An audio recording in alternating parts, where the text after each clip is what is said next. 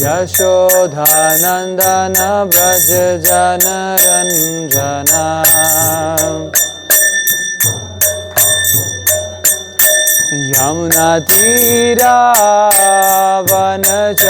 यमुनातीरावनचारी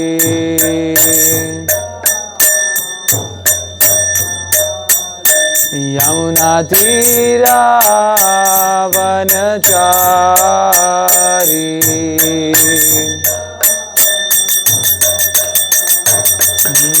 जय Radha Madhav Kunj Bihari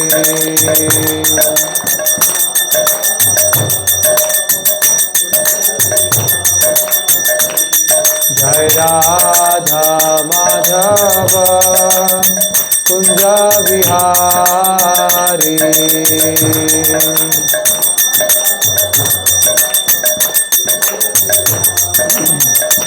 Hare Krishna, Krishna Krishna, Hare Hare, Hare Rama, Rama Rama, Hare Hare.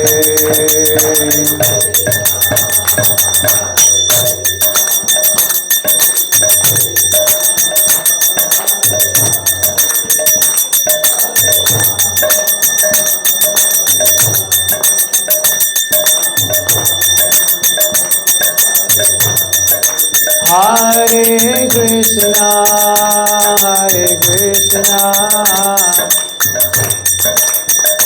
Krishna Krishna, Hare Hare, Hare Rama, Rama Rama, Hare Hare.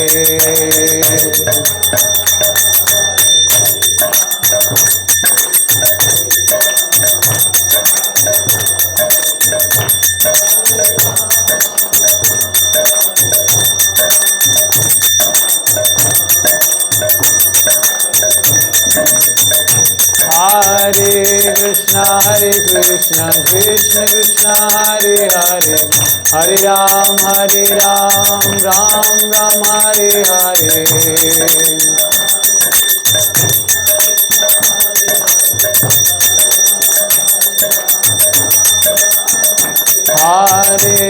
Hare Krishna, Krishna Krishna, Hare Hare, Hare Ram, Ram Ram, Hare Hare.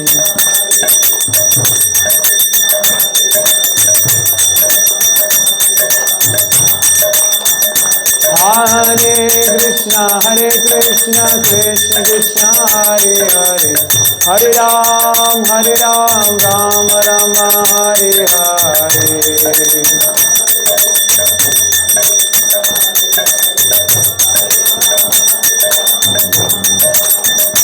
Hare Krishna, Krishna Krishna, Hare Hare, Hare Ram, Ram Rama, Hare Hare.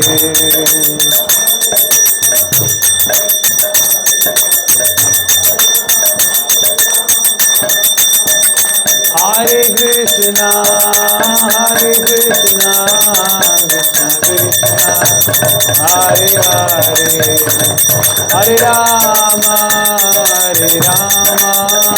Rama Rama, Hare Hare.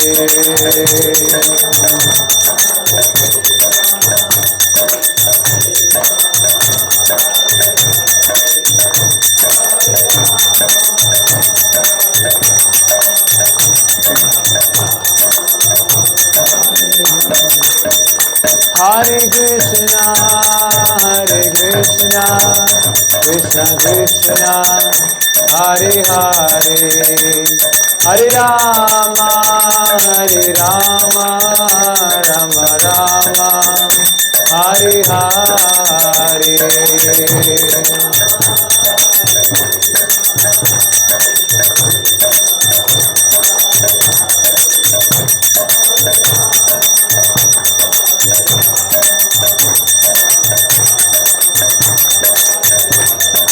Jaya Prabhupada Prabhupada Prabhupada जय प्रभुपदा।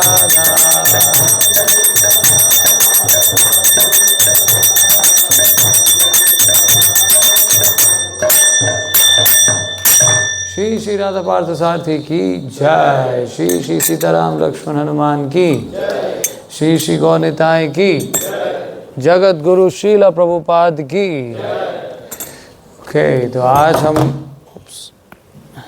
हरे कृष्णा। सो आज हमारे बीच में है हमारे सबके favourite his grace बलि प्रसाद प्रभु जी। हरे बोल। सो अच्छा, आप सब में से किसी को याद है कि लास्ट सेशन कौन सा हुआ था? लास्ट सेशन कौन सा हुआ था? किसी को याद है? ओके, लेजीनेस के ऊपर कौन से स्पीकर थे? प्रभु जी के मामा थे। ओके, सो बिल्कुल सही। सो प्रभु जी ने 5 चीजें बताई थी, राइट? प्रभु जी ने 5 चीजें बताई थी। वो कौन सी 5 चीजें थी? और आप भी सब बता दोगे फिर बाकी सब उसको इधर रखो। आप सभी बताइए वो कौन सी 5 चीजें थी। अच्छा, यहाँ पर फर्स्ट टाइम कौन आया? पहली बार, बिल्कुल पहली बार। ओके, ठीक है। सो पिछले सेशन में कौन आया था? पिछले सेशन में कौन आया था? हमने गेम्स भी खेले थे बहुत सारे, तो बहुत कम लोग आए थे। अच्छा, तो आप बताइए क्या कर रहे हो? 5 चीजें। एसोसिएशन था, हाँ जी। डिवोटीज के साथ, और प्रभुपाद की लिटरेचर का मतलब बुक्स थी, और बोला गया था कि सेल्फ स्टीम को मतलब ग्रो करना जरूरत है, और जितना हो सके चैटिंग्स वगैरह इन पर फोकस करना है, और टू डू लिस्ट बनाने के लिए भी बोला गया था प्रभु जी के साइड से। चीज़ें याद हैं। ओके, सो प्रभु जी ने बताया था first is association, right? So association का मतलब होता है कि हम लोग रेगुलर बेस पे मंदिर आए और प्रभु जी जैसे प्रभु जी का लेक्चर दे रहे हैं। सो प्रभु जी का लेक्चर सुनना मींस हम प्रभु जी का क्या कर रहे हैं? सन कर रहे हैं, हम प्रभु जी का एसोसिएशन कर रहे हैं। फिर दूसरा बताया प्रभु ने बुक रीडिंग करना, है ना? सो बुक रीडिंग करना चाहिए हमें।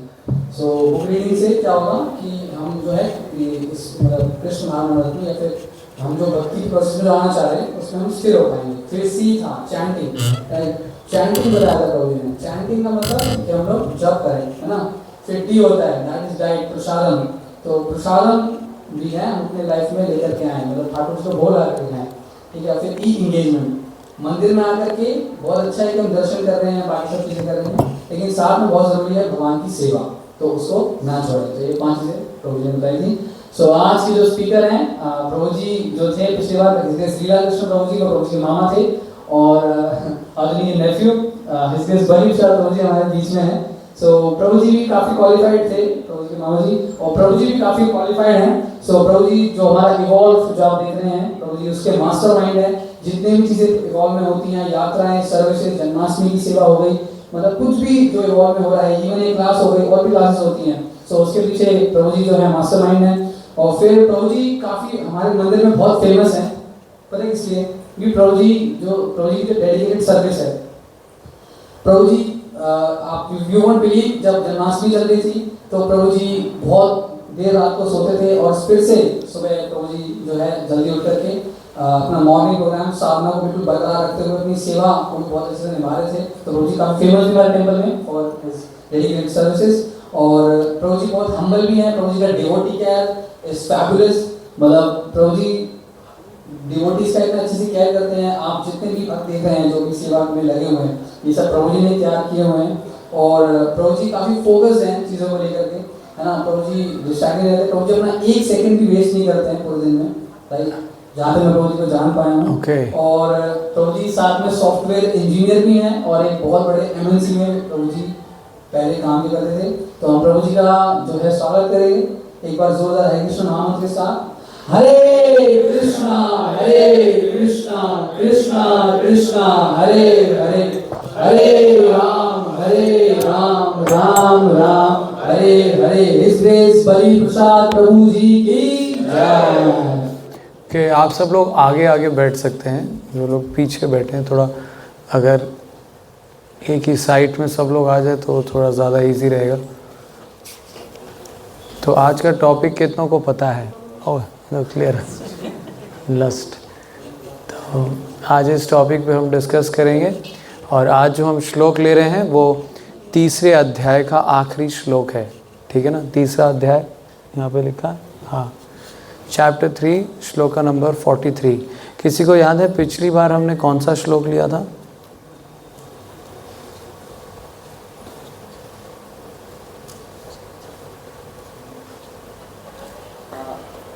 चैप्टर 3 था और श्लोक का नंबर था 8।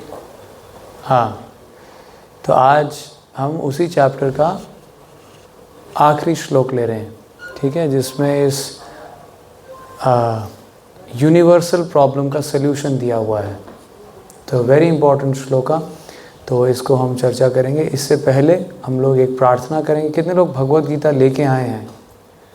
हाँ, दैट्स गुड, तो वेरी नाइस। जो लोग नहीं लेके आए हैं प्लीज़ आप लोग बाहर हमारे काउंटर से भगवत गीता खरीद सकते हैं। This very important manual of life, आप सबके पास ये बुक होनी चाहिए भगवत गीता। तो आज हम उसके इस श्लोक पे चर्चा करने से पहले आज हम प्रार्थना करेंगे। तो ये प्रार्थना भी भगवत गीता में दी हुई है, तो आप लोग निकाल सकते हैं भूमिका में, जो लोग लेकर के आए हैं, और जो लोग नहीं ला पाए हैं उनके लिए अगर पीछे आ जाए तो बहुत अच्छा है। सो फिर इस प्रार्थना के बाद we will start our discussion. ओम अज्ञानतिमिरन्धस्य ज्ञानञ्जनशलाकया चक्षुरुन्मिलितं येन तस्मै श्रीगुरवे नमः। श्रीचैतन्यमनोभीष्टं स्थापितं येन भूतले स्वयं रूपा कदा मह्यं ददाति स्वपदान्तिकं। वन्देऽहं श्रीगुरु श्रीयुतापदकमलं श्रीगुरून् वैष्णवांश्च श्रीरूपं साग्रजातं सहगना रघुनाथान्वितं तं सजीवं साद्वैतं सावधूतं परिजनसहितं कृष्णचैतन्यदेवं श्रीराधा कृष्णपादान् सहगना ललिता श्रीविशाखान्वितं च। हे कृष्ण करुणा सिंधु दीनबंधु जगत्पते गोपेश गोपिका कांत राधा कांत नमोस्तुते। तप्त कांचन गौरांगी राधे वृंदावनेश्वरी वृषभानुसुते देवी प्रणमामि हरिप्रिये। वाञ्छाकल्पतरुभ्यश्च कृपा सिन्धुभ्यैव च पतितानां पावनेभ्यो वैष्णवेभ्यो नमो नमः। जय श्री कृष्ण चैतन्य प्रभु नित्यानंद श्री अद्वैत गदाधर शिवासादि गौर भक्त वृंद। हरे कृष्णा कृष्णा कृष्णा हरे हरे, हरे राम राम राम हरे हरे। नमः ओं विष्णुपादाय कृष्णपृष्ठाय भूतले श्रीमते भक्तिवेदांत स्वामिनिति नामिने। नमस्ते सारस्वते देवे गौरवाणी प्रचारिणे निर्विशेष शून्यवादी पाश्चात्य देशतारिणे। ऑल राइट, तो आज हम डिस्कस करने वाले हैं लस्ट, यानी the greatest enemy of Mankind. सबसे महान जो दुश्मन है वो कोई आपका पड़ोसी नहीं है, वो कोई आपका प्रतिद्वंद्वी नहीं है, वो कोई आपके विपक्षी दल का नहीं है, वो कोई दूसरे देश का नहीं है, वो वास्तव में हमारे अंदर की ही एक वासना है जिसको बोलते हैं काम वासना, लस्ट। तो आज हम उसके ऊपर चर्चा करने वाले हैं। तो ये जो श्लोक आज हमने लिया है ये है तीसरे अध्याय का आखिरी श्लोक, 43rd श्लोक। तो श्लोक एक बार मेरे पीछे दोहरा सकते हैं। मैं ऐसे फर्स्ट लाइन पढ़ूंगा तो आपको पीछे पीछे फर्स्ट लाइन बोलना है, ठीक है। एवं बुद्धे परम बुद्ध्वा संस्तभ्यात्मानम् आत्मनः संस्तभ्यात्मानमात्मना जहि शत्रुं महाबाहो कामरूपं दुरात्सदम्। ओके, तो इसका ट्रांसलेशन कुछ इस प्रकार है। मैं वैसे हिंदी में पढ़ देता हूँ, तो इंग्लिश में, हाँ इंग्लिश में सामने स्क्रीन पे है तो इंग्लिश में ही पढ़ते हैं। ट्रांसलेशन, भगवान कृष्ण इस श्लोक में क्या बता रहे हैं अर्जुन को। Thus, knowing oneself to be transcendental, to the material senses, mind and intelligence. O mighty armed Arjuna, one should steady the mind by deliberate spiritual intelligence, यानी कि Krishna consciousness, and thus by spiritual strength conquer this insatiable enemy known as lust. ठीक है ना। तो यहाँ पर समाधान बताया जा रहा है कि इस काम रूपी जो दुरासदम है, इसको कैसे जय पाया जाए। ठीक है। तो कुल मिला के बताया स्पिरिचुअल इंटेलिजेंस, यानी आध्यात्मिक बुद्धि, अगर हिंदी में बोलें तो आध्यात्मिक बुद्धि। अभी क्या होता है इसको तो हम पूरे चर्चा में डिस्कस करेंगे, बट ट्रांसलेशन में आप ये चीज़ समझ लीजिए कि जो हथियार है इस काम रूपी दुश्मन को हराने का, वो हथियार है आध्यात्मिक बुद्धि। ठीक है ना। इसके माध्यम से हम इस काम पे विजय प्राप्त कर सकते हैं। तो इसके ट्रांसलेशन भी एक बार पढ़ लेते हैं। मेरे पास इंग्लिश में है, मैं हिंदी में पढ़ देता हूँ। कोई पढ़ना चाहेगा हिंदी में? थोड़ा सा तेज़ पढ़ेंगे ताकि सबको सुनाई दे। यहाँ माइक है हमारे पास। हाँ,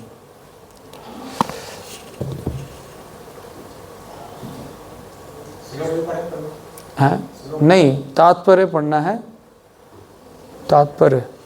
इस प्रकार हे महाबाहु अर्जुन, अपने भौतिक इंद्रियों, मन तथा बुद्धि से परे जानकर और मन को सावधान आध्यात्मिक बुद्धि कृष्ण भावनामृत से स्थिर करके आध्यात्मिक शक्ति द्वारा इस काम रूपी दुर्जय शत्रु को जीतो। आगे पूरा खत्म। तात्पर्य, भगवद गीता का यह तृतीय अध्याय निष्कर्षतः मनुष्य को निर्देश देता है कि वह निर्विशेष शून्यवाद को चरम लक्ष्य न मानकर अपने आप को भगवान का शाश्वत सेवक समझते हुए कृष्ण भावनामृत में प्रवृत्त हो। भौतिक जीवन में मनुष्य काम तथा प्रकृति पर प्रभुत्व पाने की इच्छा से प्रभावित होता है। प्रभुत्व तथा इंद्रिय तृप्ति की इच्छाएं बद्ध जीव की परम शत्रु हैं, किंतु कृष्ण भावनामृत की शक्ति से मनुष्य इंद्रियों, मन तथा बुद्धि पर नियंत्रण रख सकता है। इसके लिए मनुष्य को सहसा अपने नियत कर्मों को बंद करने की आवश्यकता नहीं है, अपितु धीरे धीरे कृष्ण भावनामृत विकसित करके भौतिक इंद्रियों तथा मन से प्रभावित हुए बिना अपने शुद्ध स्वरूप के प्रति लक्षित स्थिर बुद्धि से दिव्य स्थिति को प्राप्त हुआ जा सकता है। यही इस अध्याय का सारांश है। सांसारिक जीवन की अपरिपक्व अवस्था में दार्शनिक चिंतन तथा यौगिक आसनों के अभ्यास से इंद्रियों को वश में करने के कृत्रिम प्रयासों से आध्यात्मिक जीवन प्राप्त करने में सहायता नहीं मिलती। उसे श्रेष्ठ बुद्धि द्वारा कृष्ण भावनामृत में प्रशिक्षित होना चाहिए। इस प्रकार श्रीमद् भगवद गीता के तृतीय अध्याय कर्म योग का भक्ति विज्ञान तात्पर्य पूर्ण हुआ। ओके, तो इस प्रकार श्रील प्रभुपाद जी यहाँ पे समझाते हैं कि किस प्रकार आध्यात्मिक बुद्धि के माध्यम से उसकी हेल्प लेकर के हम लोग इस काम को विजय प्राप्त कर सकते हैं। ठीक है ना। तो ये है अध्याय का आखिरी श्लोक। तो इस अध्याय में हमने शुरुआत में, इस अध्याय का शीर्षक क्या है, कौन बताएगा? वाह, हम भगवद गीता क्लास में, बट किसी को पता ही नहीं चल क्या रहा है। तो ऐसे नहीं होना चाहिए। ठीक है, आप सब लोग किताब लेकर के आइए, है ना, और प्रेजेंट रहिए इधर ही। आप सब लोग इधर ही हैं, मुझे देख भी रहे हैं, बट मन में आप किधर हैं पता नहीं। तो इसीलिए किताब होने से थोड़ा मन भी जिधर भी है वो इधर आ जाएगा, कुछ देखते रहेंगे, पढ़ते रहेंगे। सो ये जो शीर्षक है इस अध्याय का वो है कर्म योग। ठीक है ना। तो इस अध्याय में शुरुआत में भगवान कृष्ण अर्जुन को कर्म करने की विधि समझा रहे हैं। तो पिछले वाले जो श्लोक है जो हमने लास्ट क्लास में डिस्कस किया था, तो वहाँ पर हमने लेजीनेस को एड्रेस करते हुए कर्म करने की विधि को सीखा था। अर्जुन वहाँ पर बता रहे हैं कि शुष्क मेडिटेशन से अच्छा है कि कर्म करो अर्जुन, क्योंकि कर्म करे बिना तो शरीर भी चलता नहीं है, शरीर का भी मेंटेनेंस नहीं हो पाता है यदि आप काम ना करो। ठीक है ना। तो कर्म करने की विधि समझाते हुए भगवान आगे चल के अनेक श्लोकों में कर्म किस प्रकार करना चाहिए भगवान समझाते हैं, और जिस प्रकार श्रेष्ठ लोग कार्य करते हैं, सामान्य जन जो हैं उन श्रेष्ठ लोगों का अनुसरण करते हैं। तो इसीलिए अर्जुन तुम तो श्रेष्ठ हो, श्रेष्ठ में माने जाते हो, है ना। अर्जुन बहुत श्रेष्ठ थे, सामान्य जन जैसे नहीं थे। अर्जुन ने शिवजी तक को परास्त किया हुआ था, इतने श्रेष्ठ थे। और श्रेष्ठ जन होकर के युद्ध से भाग रहे हो, अपने कर्म को छोड़ करके भाग रहे हो, तो ये तो बिल्कुल अनुचित है। अगर श्रेष्ठ व्यक्ति अपने पद का जो है पालन नहीं करता है, अपने जिम्मेदारियों का पालन नहीं करता है, जिम्मेदारियों को छोड़ के भाग जाता है, तो सामान्य जन से आप क्या एक्सपेक्ट करेंगे। तो इसीलिए जब श्रेष्ठ व्यक्ति धार्मिक सिद्धांतों का पालन करते हैं, समाज में जो है धर्म की परिभाषा का जो है अनुसरण करके दिखाते हैं, तब जाकर के सामान्य जन भी उनका पालन कर पाते हैं। तो इसीलिए उन्होंने अर्जुन को समझाया कि तुम श्रेष्ठ, तुम आर्यन हो, तो इसीलिए कर्म से भागना तो तुम्हारे लिए बिल्कुल अनुचित है। तो इसीलिए कर्म करो, कर्म से छोड़ के भागो मत। तो इस प्रकार से वो समझा रहे हैं। फिर अर्जुन प्रश्न पूछते हैं इसी अध्याय में। वो कहते हैं कि आपने बहुत अच्छा बताया कि हमें कर्म करना चाहिए, लेकिन ऐसा क्यों होता है भगवान कृष्ण, अर्जुन पूछ रहे हैं कि ऐसा क्यों होता है कृष्ण कि कर्म करते हुए, अपने धार्मिक सिद्धांतों का पालन करते हुए, क्यों कभी कभी ऐसी परिस्थिति आ जाती है कि व्यक्ति को ना चाहते हुए भी दुष्कर्म में लगना पड़ता है। यानी पाप कर्म में ना चाहते हुए भी बलपूर्वक लग जाता है व्यक्ति।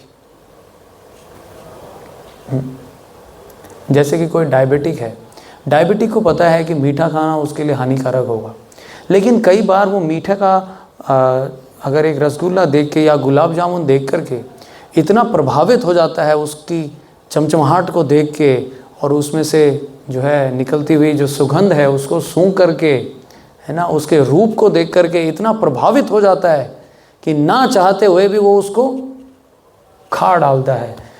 उसको पता है कि ये उसके लिए नुकसानदायक है और ये लेते ही उसको नुकसान होगा, लेकिन फिर भी कोई एक ऐसा बल है जो कि उसको उकसा देता है और उस कार्य करने में बाध्य कर देता है, जिससे पाप हो जाता है। पाप मतलब उस डायबिटिक के लिए तो वो मीठा खाना ही पाप है, उसके शरीर को नुकसान करेगा। उसी प्रकार हम अनेक प्रकार के वासनाओं से वशीभूत होकर के कई बार ऐसे कर्म कर बैठते हैं जो हम नहीं करना चाहते, बट समहाउ कोई एक ऐसी फोर्स है जो हमें बलपूर्वक इन कर्मों में लगा देती है। तो अर्जुन इसी बल की जो है प्रश्न पूछते हैं कि ये कौन सा बल है कृष्ण जो कि हमें बलपूर्वक पाप में लगाता है। तब जाकर के भगवान कृष्ण उत्तर में बताते हैं कि यही है काम। तो यहाँ से हमारे आज के इस डिस्कशन की शुरुआत होती है।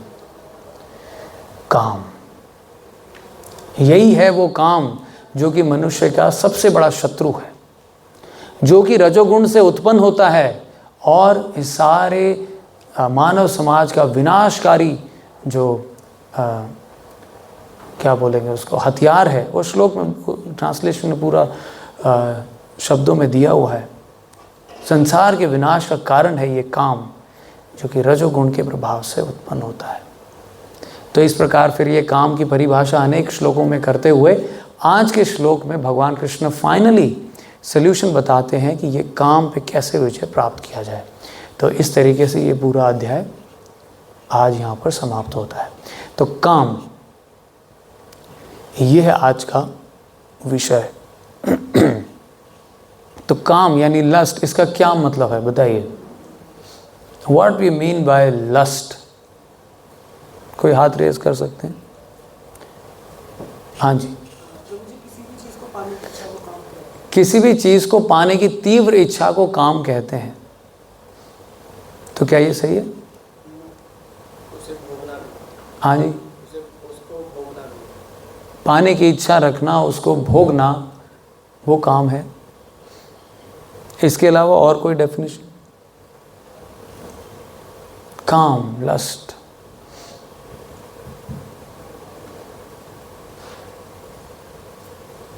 हाँ जी। किसी चीज के पीछे इतना पड़ जाना कि वो पागल हो जाएगा।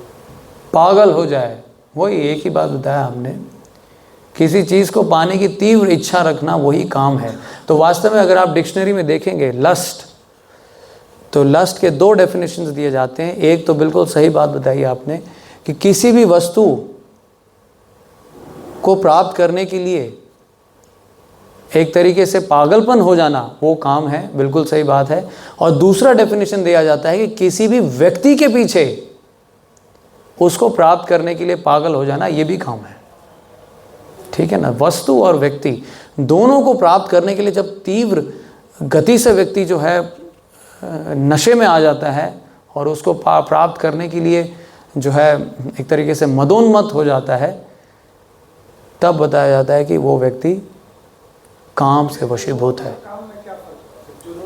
वही सेम चीज़, व्यक्ति या वस्तु। और दूसरे शब्दों में श्रीला प्रभुपाद जी बताते हैं कि व्यक्ति मतलब क्या, सिंपल सी बात है, पुरुष जो है स्त्री के पीछे जो है प्राप्त करने के लिए जब प्रयत्न करता है तो बताया जाता है कि पुरुष काम से ग्रस्त है, और दूसरी तरफ जब स्त्री एक पुरुष को प्राप्त करने के लिए जो है इच्छा जाहिर करती है तो बताया जाता है काम से ग्रसित है, ठीक है ना। तो ये है डेफिनेशन ऑफ काम, lust.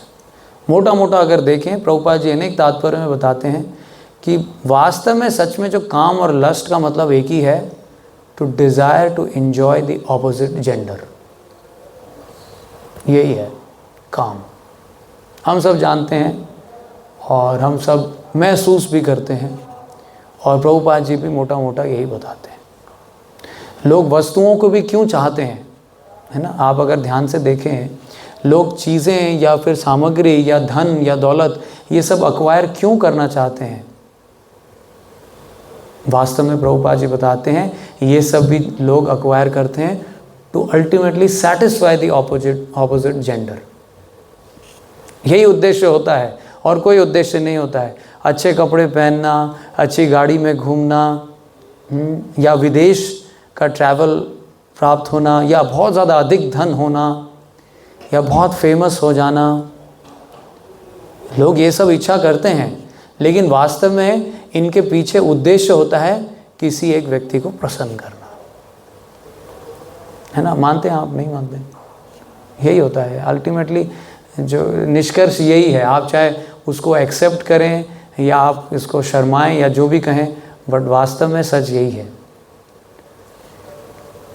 To satisfy the opposite gender.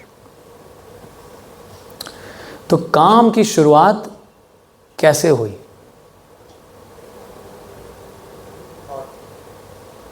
या कब हुई?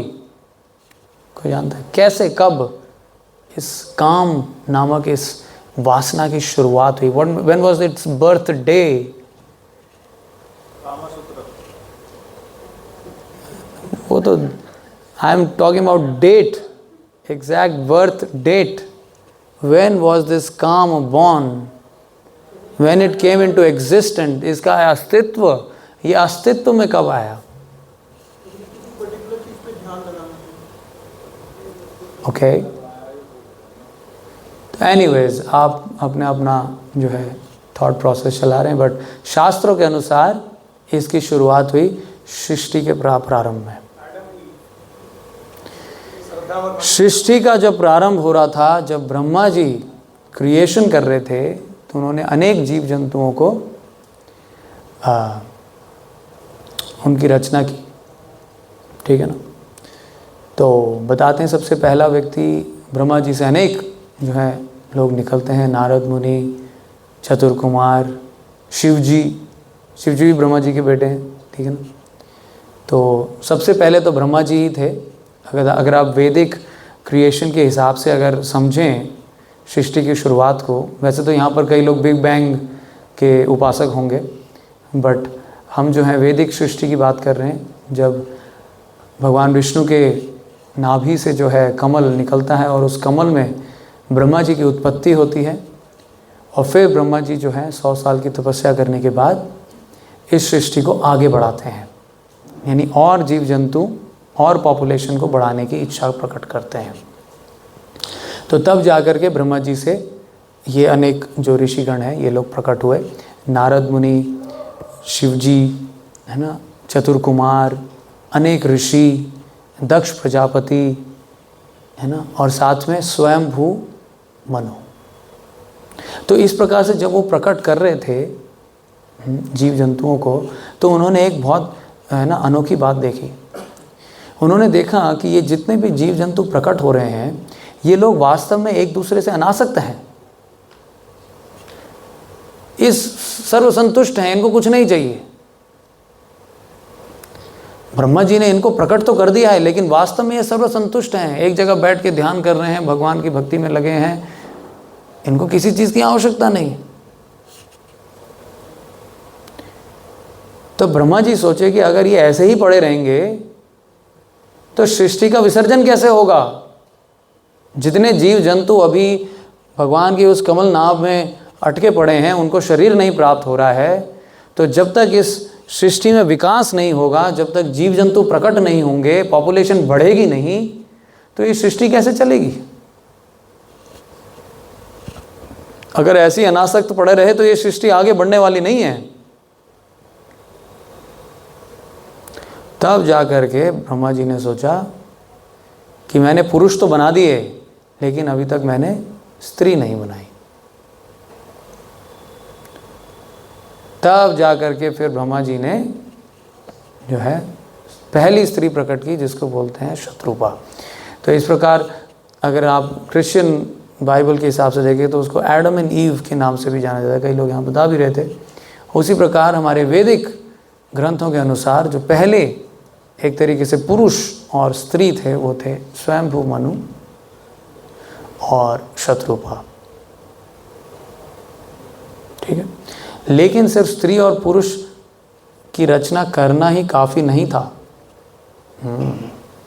उस रचना के साथ एक दूसरे को पाने का जो स्वभाव है, यानी जो वासना है, वो वासना भी उस मशीन के अंदर फिट करनी, उसकी भी रचना करनी पड़ी, है ना। अगर वो वासना ही नहीं होगी अंदर, तो फिर एक स्त्री और पुरुष के बीच में कोई आकर्षण ही नहीं होगा, है ना। तब जा करके ब्रह्मा जी ने वो फंक्शनैलिटी डाली। ऐसे करके देखता हूँ, तब देखते हैं कि सृष्टि का विकास होता है कि नहीं। और जब ये सिस्टम में आ गया मनुष्य के कि पुरुष जो है स्त्री को देख करके आकर्षित होने लगे, और जब स्त्री पुरुष को देख करके आकर्षित होने लगी, तब जा करके दोनों में अट्रैक्शन हुआ, और फिर आपस में आकर के संभोग हुआ, और उस संभोग के नतीजे से फिर संतान की उत्पत्ति हुई।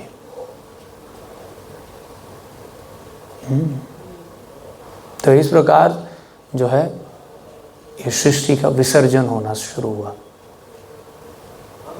तो ये सब भगवान की कृपा से ब्रह्मा जी को ये बुद्धि मिली, और इस बुद्धि के नतीजे से आप देखिए ऐसा मैन्युफैक्चरिंग फैक्ट्री क्रिएट हो गया जिसमें सिर्फ एक बार क्रिएशन होता है, सिर्फ वन टाइम, है ना। ये है भगवान की सृष्टि, ये है भगवान की फैक्ट्री,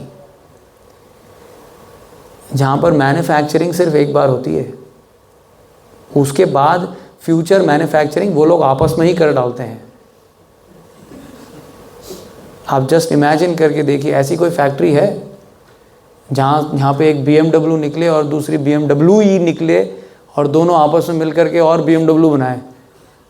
ऐसा होता है? ऐसा नहीं होता ना। लेकिन भगवान की ऐसी रचना है, भगवान का ऐसा बुद्धि है, ऐसी उनकी टेक्निक है कि वो ऐसे मशीन्स क्रिएट करते हैं कि वो दोनों मशीन्स आपस में कोपुलेट करके अनेक मशीन्स क्रिएट कर देते हैं, और फिर वो अनेक मशीन्स आपस में कोपुलेट करके अनेक बन जाते हैं, और इस प्रकार 100 से 1000 होते हैं, 1000 से लाख होते हैं, लाख से करोड़ हो जाते हैं, और आज भी आबादी बढ़ते जा रही है। देखिए, such an amazing technique only Krishna या गॉड कैन क्रिएट।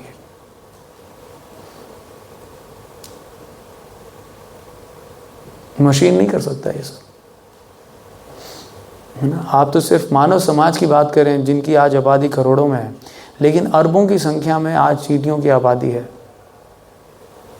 जो कि हमसे साइज में 1% भी नहीं है। लेकिन उस सिस्टम में भी भगवान ने ऐसी व्यवस्था बनाई है कि इन चींटियों को भी किसी पे निर्भर ना रहना पड़े, ये चींटियाँ भी अपने आप जो हैं अपनी आबादी को बढ़ाए रखें, अपनी स्पीशीज़ को मेंटेन करते रखें। तो इस प्रकार से कोई भी स्पीशीज़ वास्तव में, है ना, इंसान का ही हस्तक्षेप होता है तो स्पीशीज़ मिटती है, लेकिन वास्तव में भगवान के हिसाब से अगर सारी स्पीशीज़ चलें तो सारी स्पीशीज़ चलती रहेंगी अनंत काल तक। ऐसी व्यवस्था भगवान ने बनाई है। सो एनीवेज, तो इस प्रकार से रचना फिर प्रारंभ हुई और जो है ब्रह्मा जी फिर प्रसन्न हुए, प्रजापति उन्होंने प्रकट किए, दक्ष प्रजापति, जिनके माध्यम से फिर इस सृष्टि का विस्तार हुआ। तो तब धार्मिक सिद्धांत को, धार्मिक जो सिद्धांत हैं उनकी शुरुआत भी ब्रह्मा जी ही करते हैं, ठीक है ना। सृष्टि की उत्पत्ति भी ब्रह्मा जी करते हैं, लेकिन साथ में उन सृष्टि जो उत्पन्न हो चुकी है उनको अपने डे टू डे लाइफ में कैसे जीना चाहिए, कैसे व्यवहार करना चाहिए, हाँ, क्या स्वभाव होना चाहिए, क्या धर्म होता है, क्या अधर्म होता है, ये सब की शिक्षा प्रणाली भी ब्रह्मा जी ने ही दी। जिस प्रकार आप अगर मशीन लेते हो तो मशीन के साथ एक मैनुअल भी साथ में गिफ्ट में मिलता है, आपको मिलता है ना, कि उसको कैसे ऑपरेट करना है। उसी प्रकार से ब्रह्मा जी ने सिर्फ मशीन ही क्रिएट नहीं किए, ब्रह्मा जी ने तो ऐसे अनोखे मशीन क्रिएट किए ही, लेकिन साथ में एक मैनुअल भी जाके दे दिया जिसको बोलते हैं वेद। उसमें बताया गया था कि व्यक्ति को कैसे जीवन व्यापन करना चाहिए। उसी में धर्म के सिद्धांत भी बताए गए थे कि किस प्रकार धर्म के सिद्धांतों के अनुसार जीवन व्यापन करना चाहिए।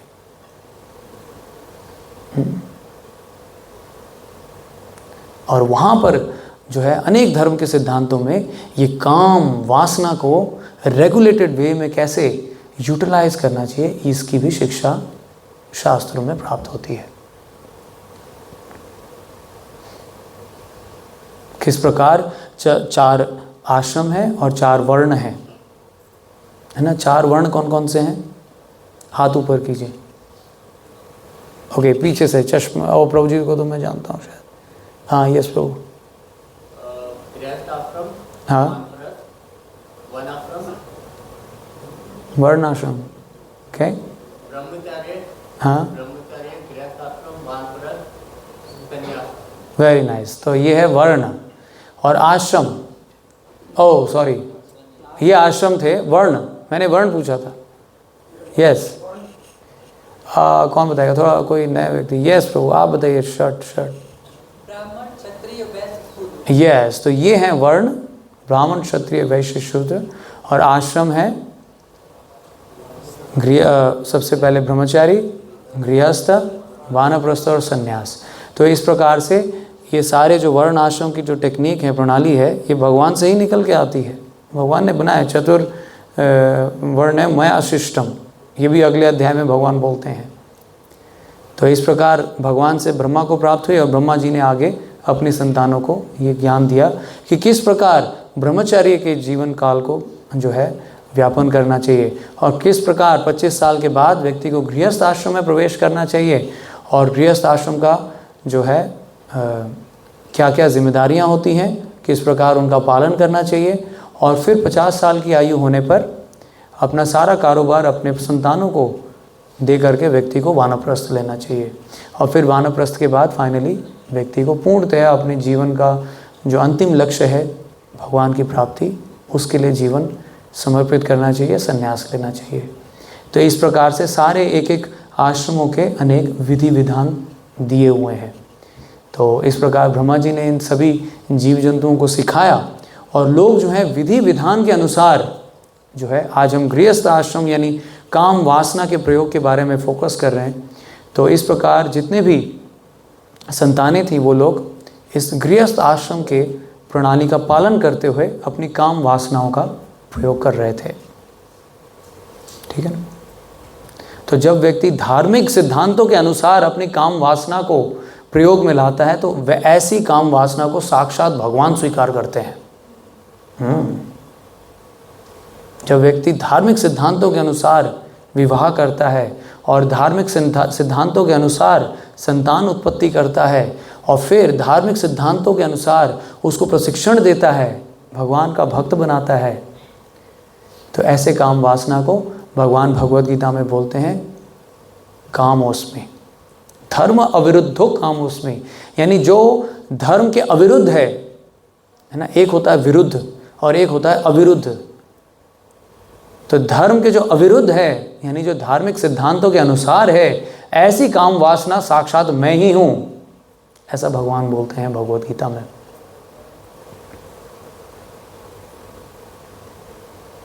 तो इस प्रकार काम वासना का सही प्रयोग करने से वास्तव में भगवान जो है उसको स्वीकार करते हैं। और ये जो है ज्वलंत रूप से हमें किसने सिखाया? भगवान राम ने सिखाया। एक पत्नी व्रत लेकर के भगवान राम ने आदर्श जो है, आदर्श जो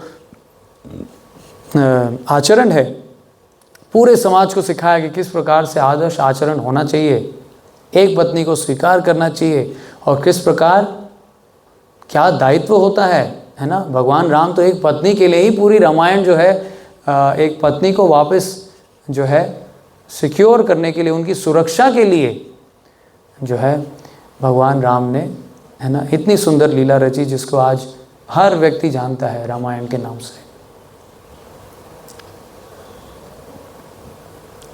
और दूसरी तरफ अगर भगवान कृष्ण की बात करें तो भगवान कृष्ण एक पत्नी व्रत थे।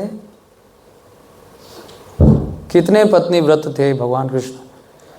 भगवान कृष्ण दूसरी तरफ 16,108 रानियां बनाते हैं, इतनी शादियां करते हैं, लेकिन फिर भी भगवान कृष्ण धार्मिक सिद्धांतों का अभिपालन नहीं करते, प्रॉपर उनका पालन करते हैं। हर पत्नी के साथ भगवान कृष्ण साक्षात वहाँ पर मौजूद होते हैं। ऐसा नहीं कि हमारी तरह एक व्यक्ति के साथ हैं तो दूसरे के साथ नहीं, है ना। लेकिन भगवान कृष्ण साक्षात 16,000 के 16,000 महलों में साक्षात उपस्थित थे। और पूरे अगर आप उनका दिनचर्या देखेंगे तो किस प्रकार भगवान कृष्ण इतनी जटिलता से, इतनी बारीकी के साथ सारे नियमों और सारे सिद्धांतों का पालन करते थे। सुबह उठ करके भगवान कृष्ण यज्ञ में बैठते थे और इस प्रकार से यज्ञ समापन होने के बाद प्रसाद आदि जो है अपने रिश्तेदारों में भेंट करते थे, फिर ब्राह्मणों को आभूषित करते थे और इस प्रकार घर से विदा लेकर के फिर अपने जो है, जो उनका सभा है, सभाघर, वहाँ पर जाया करते थे। और शाम को आकर के फिर बिल्कुल एक आदर्श गृहस्थ के भांति वो जो है आदर्श प्रस्तुत करते थे, ठीक है ना। तो इसीलिए भगवान खुद आकर के सिखाते हैं यद्यद आचरति श्रेष्ठस, कि क्या रिस्पॉन्सिबिलिटीज़ होनी चाहिए एक आदर्श गृहस्थों की। तो इस प्रकार एक बहुत बड़ा रिस्पॉन्सिबिलिटी है। हालांकि काम वासना जो है एक तरीके से एन्जॉयमेंट के रूप में भी देखा जाता है, लेकिन साथ साथ ये हम महान आचार्यों और भगवान के आदर्शों से देखते हैं कि ये सिर्फ एक एन्जॉयमेंट नहीं, ये एक बहुत महान रिस्पॉन्सिबिलिटी है। श्रीमद् भागवतम में बताया गया है कि आपको गुरु बनने का अधिकार नहीं है, आपको पिता बनने का अधिकार नहीं है, आपको माता बनने का अधिकार नहीं है, आपको हस्बैंड बनने का अधिकार नहीं है, यदि आप अपने डिपेंडेंट को भगवान का शुद्ध भक्त ना बना पाओ। इतनी रिस्पॉन्सिबिलिटी होती है। अगर कोई संतान के पिता हैं तो भागवतम कहता है कि आपको पिता बनने का अधिकार नहीं है अगर आपकी संतान जो है धर्म के अनुसार पालन नहीं करती है। आपको माता बनने का अधिकार नहीं है यदि आपकी संतान जो है धर्म के अविरुद्ध चलती है। आपको हस्बैंड बनने का अधिकार नहीं है यदि आपकी पत्नी धर्म के अविरुद्ध हो जाती है। और आपको पत्नी बनने का अधिकार नहीं है यदि आपका हस्बैंड धार्मिक सिद्धांतों को भूल जाता है। तो इस प्रकार this is a life of responsibility. तो इसीलिए काम का प्रयोग जो है when it is done in controlled and a responsible way, then Krishna also accepts that karma. तो ये है काम की परिभाषा। बट चलिए अब चलते हैं कुछ रियल लाइफ सिनेरियोज में। लेकिन आज के समय में काम जो है किस रूप से देखा जा रहा है, ठीक है, तो कुछ उस विषय पे चर्चा करते हैं। है ना। तो अगर आप ध्यान से देखें या ध्यान से ना भी देखें, हाँ, आप ज़रूर महसूस करेंगे कि काम आज केवल एन्जॉयमेंट का एक ज़रिया बन गया है। दैट्स ऑल, सिर्फ एन्जॉयमेंट, बट उसके पीछे का रिस्पॉन्सिबिलिटी कोई पालन नहीं करता। लस्ट केवल एन्जॉयमेंट का एक ज़रिया बन गया है, बट धर्म के सिद्धांतों की जहाँ तक बात आती है, लोगों को कोई परवाह नहीं है ना, कोई परवाह नहीं। सिंपल अगर हम एग्जाम्पल लें, कॉन्ट्रासेप्टिव्स, आजकल लोग जो हैं एक साथ रहते हैं, कॉन्ट्रासेप्टिव्स का इस्तेमाल करते हैं। कितनी भारी मात्रा में जो है कॉन्ट्रासेप्टिव्स आजकल बिक रहे हैं, और यहाँ तक कि विज्ञापन भी होता है कि इनका इस्तेमाल करना चाहिए। लेकिन आप खुद बताइए, कॉन्ट्रासेप्टिव्स किस बात का प्रतीक है?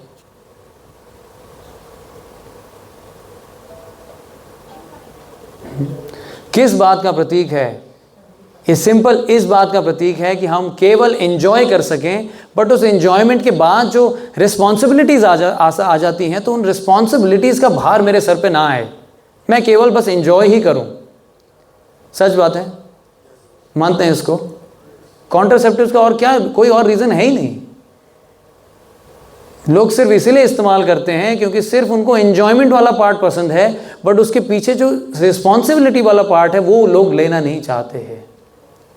लोग सिर्फ एंजॉय करना चाहते हैं और एंजॉय ही करते रहना चाहते हैं, बट रिस्पॉन्सिबल कभी नहीं होना चाहते हैं। ये है आज के समाज की दुर्दशा। जिस प्रकार मुर्गी एक तरफ से अंडा तो देती है,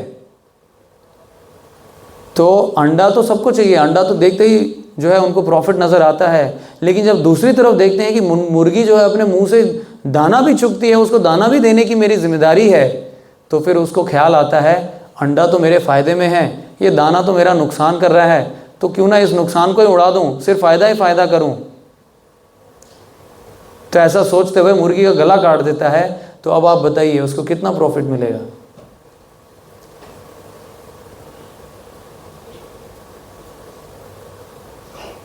उसी प्रकार आज का समाज है।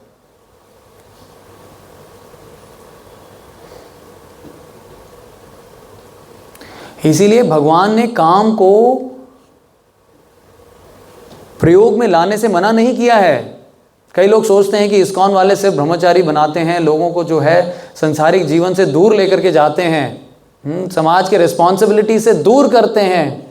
लेकिन वास्तव में भगवान तो रिस्पॉन्सिबिलिटी सिखाने आए थे, खुद भी रिस्पॉन्सिबिलिटीज़ का पालन किया था, और भगवत गीता के माध्यम से भी अर्जुन को उसकी रिस्पॉन्सिबिलिटी याद दिला रहे हैं। लेकिन हमारा समाज ही आज एक ऐसा है जो रिस्पॉन्सिबिलिटी से दूर भाग रहा है, और इतना विपरीत चला गया है कि वो धर्म के पालन करने वालों पे आरोप लगाते हैं कि आप इर्रिस्पॉन्सिबल हैं, आप वास्तव में जो है जिम्मेदारियों से भाग रहे हैं, संसारिकता से भाग रहे हैं। तो इतना उलट जो है आजकल की परिस्थिति है ना। तो इसीलिए आज आप देखिए समाज में जितना भी जो आप काम के जो प्रतिरूप देखेंगे, तो आप एक ही चीज़ पाएंगे जो कि बहुत ही तीव्र गति से बढ़ रही है, और वो यही बात है कि लोग एन्जॉयमेंट चाहते हैं, बट रिस्पॉन्सिबिलिटीज़ नहीं चाहते हैं।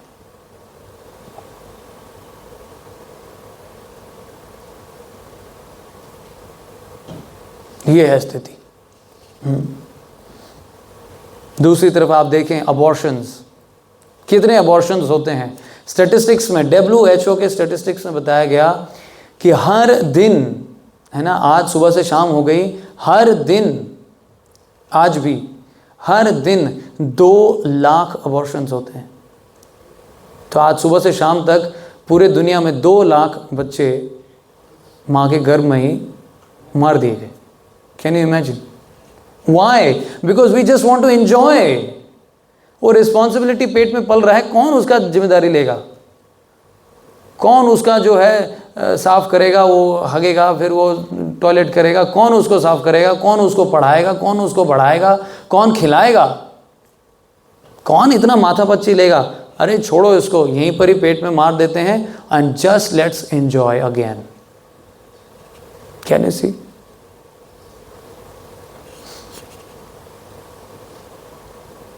और लीगल हो गया है इनफैक्ट, ठीक है। कॉन्ट्रासेप्टिव्स, कितना पैसा खर्च करते हैं हम लोग। अबॉर्शंस, कितने जीव जंतुओं को संसार की रोशनी तक देखने को नहीं मिलती है। आप अगर शास्त्रों में जाएंगे, अबॉर्शन करने वालों के आप रिएक्शंस एक बार पढ़ के देख लीजिए। जो व्यक्ति पेट में जब पलते हुए बच्चे को मार देता है, ऐसे व्यक्ति को कई 100 जन्म तक सूरज का रोशनी नहीं दिखेगा। वो खुद अगले जन्म में ऐसे माँ के घर में वो जाएगा जहाँ पे उसकी माँ ही उसको मारेगी। तो इस प्रकार से अनेक जो है, ये बहुत महान पाप बताया जाता है अबॉर्शन। उसी प्रकार से तीसरा अभी ये सब आजकल हम देखते हैं, बहुत आम है ये, है ना, वो है लिव इन रिलेशनशिप्स। यानी मैरिज का झंझट छोड़ो यार, कौन इतना पैसा चाहिए शादी करने के लिए? अरे भाड़ में जाए, एक साथ आते हैं, रहना ही तो है, एंजॉय ही करना है। मैरिज करके एंजॉय कर रहे हो, मैं इतना पैसा भरो, फिर नाम चेंज करो, नाम ही चेंज कर दें। जितने स्त्रियां हैं नाम चेंज करना पड़ता है, फिर कहाँ कहाँ आधार उधार कहाँ पे नाम चेंज कराना पड़ता है। तो इतना सरदर्दी कौन लेगा? उद्देश्य क्या है? साथ में रहना ही तो उद्देश्य है, तो साथ में ही रह लेते हैं, बात खत्म, लिव इन। ये रिस्पॉन्सिबिलिटी का झंझट कौन लेगा? ये स्थिति हो गई है। हमें लगता है लिव इन तो बहुत अच्छी बात है, ये तो सस्ते में निपट गए हम, है ना। लेकिन आप जानते नहीं लिव इन का क्या कॉस्ट भुगतना पड़ता है। हमको नहीं, हमारे आगे आने वाले समाज को। क्योंकि लिव इन में ना कोई बॉन्डेज होता है, ना कोई रिजॉल्व होता है। लोग आते हैं, जिस प्रकार पानी में 2 टहनियाँ मिल जाती हैं, फिर पानी जो नदी में बहाव आता है तो टहनियाँ अलग हो जाती हैं, फिर वो टहनी दूसरे से मिल जाती है, फिर वो टहनी अलग हो जाती है, तीसरे से मिल जाती है। लिव इन में कोई जब संबंध ही नहीं हुआ है तो फिर बिछड़ने में भी क्या गम। लोग जब तक एंजॉयमेंट मिल रहा है तब तक साथ में रहते हैं, जैसे ही एंजॉयमेंट ख़त्म तो संबंध ख़त्म। फिर जिस दूसरे व्यक्ति से एंजॉयमेंट मिल रहा है तो उसके साथ हो लेते हैं, फिर वहाँ भी एंजॉयमेंट ख़त्म तो फिर तीसरा व्यक्ति। तो इस प्रकार से इसी बीच में अगर कोई संतान उत्पन्न हो जाता है तो संतान को समझ में नहीं आता मेरा पिताजी कौन है, मेरी माँ कौन है। आप सोच रहे हैं, ये आप हंस रहे हैं, बट आप उस संतान की स्थिति सोचिए जिसके पास कोई निश्चित माँ और बाप है ही नहीं। कैसे वो पढ़ेगा, कैसे वो बढ़ेगा, कैसे वो, है ना, कैसे वो जिएगा, वो क्या, उसके अंदर क्या फीलिंग्स होंगे। इसीलिए तो आज जितने भी आप क्राइम्स देख रहे हैं, क्राइम करने वाले लोग अक्सर उनके जब हिस्ट्री को पढ़ा जाता है तो जनरली यही देखा जाता है, माता और पिता में झगड़ा हुआ, माता छोड़ के अलग चले गई, पिता छोड़ के अलग चला गया, बच्चा बीच में है। अब उसको नहीं समझ में आ रहा है, माता ने जाके एक और शादी कर ली, पिताजी ने एक और शादी कर ली, अब वो किसके पास जाएगा? अब उनके और संतान हो चुके हैं, कंफ्यूजन ही हो गया है पूरा। और ऐसी स्थिति में बच्चा क्या, आप सोच के देखिए किसका सहारा लेगा वो फिर सिर्फ क्राइम का सहारा लेता है, या तो ड्रग्स का सहारा लेता है या क्राइम्स का सहारा लेता है। ऐसे बिगड़ रहे हैं लोग, सभ्यता ही नहीं रही है। तो ये है दुष्परिणाम प्रभु, काम के दुरुपयोग का दुष्परिणाम। इसलिए भगवान झूठ नहीं बोलते हैं जब भगवान बोलते हैं काम एष क्रोधेश रजोगुण समुद्भवा महाशनो महापापमा विद्धि एनम इह वैरिनम। हे अर्जुन, ये जो काम रूपी दुराशदम है, ये मनुष्य का सबसे बड़ा वैरी है, विनाश कर डालता है व्यक्ति के अस्तित्व को, ये काम।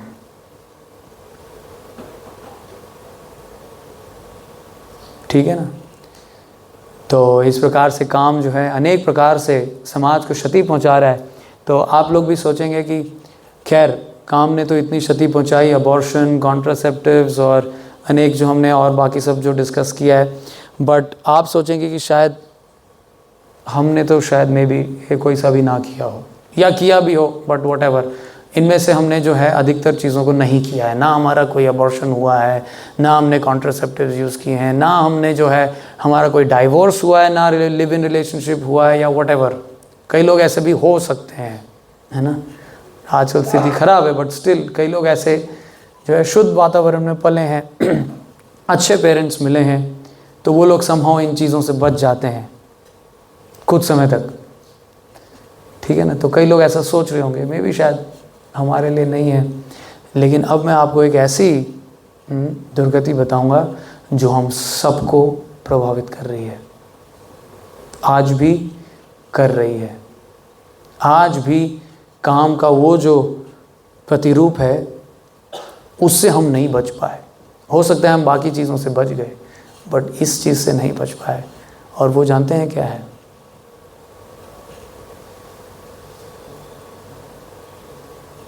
बताइए। हम सोच रहे हैं अभी तक काम ने हमें टच नहीं किया है, बट मैं बता रहा हूं हम वास्तव में काम के अंदर ही हैं। हम लस्ट के जो बबल है उसी के अंदर हैं अभी हम, ठीक है ना। किस रूप से काम ने हमें प्रभावित किया है जानते हैं?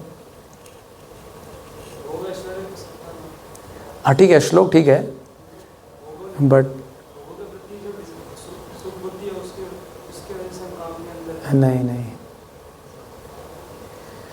मैं प्रैक्टिकली पूछ रहा हूँ how we are actually affected by lust. Yes, very nice, तालियां बजाइए इनके लिए एक बार। Very nice.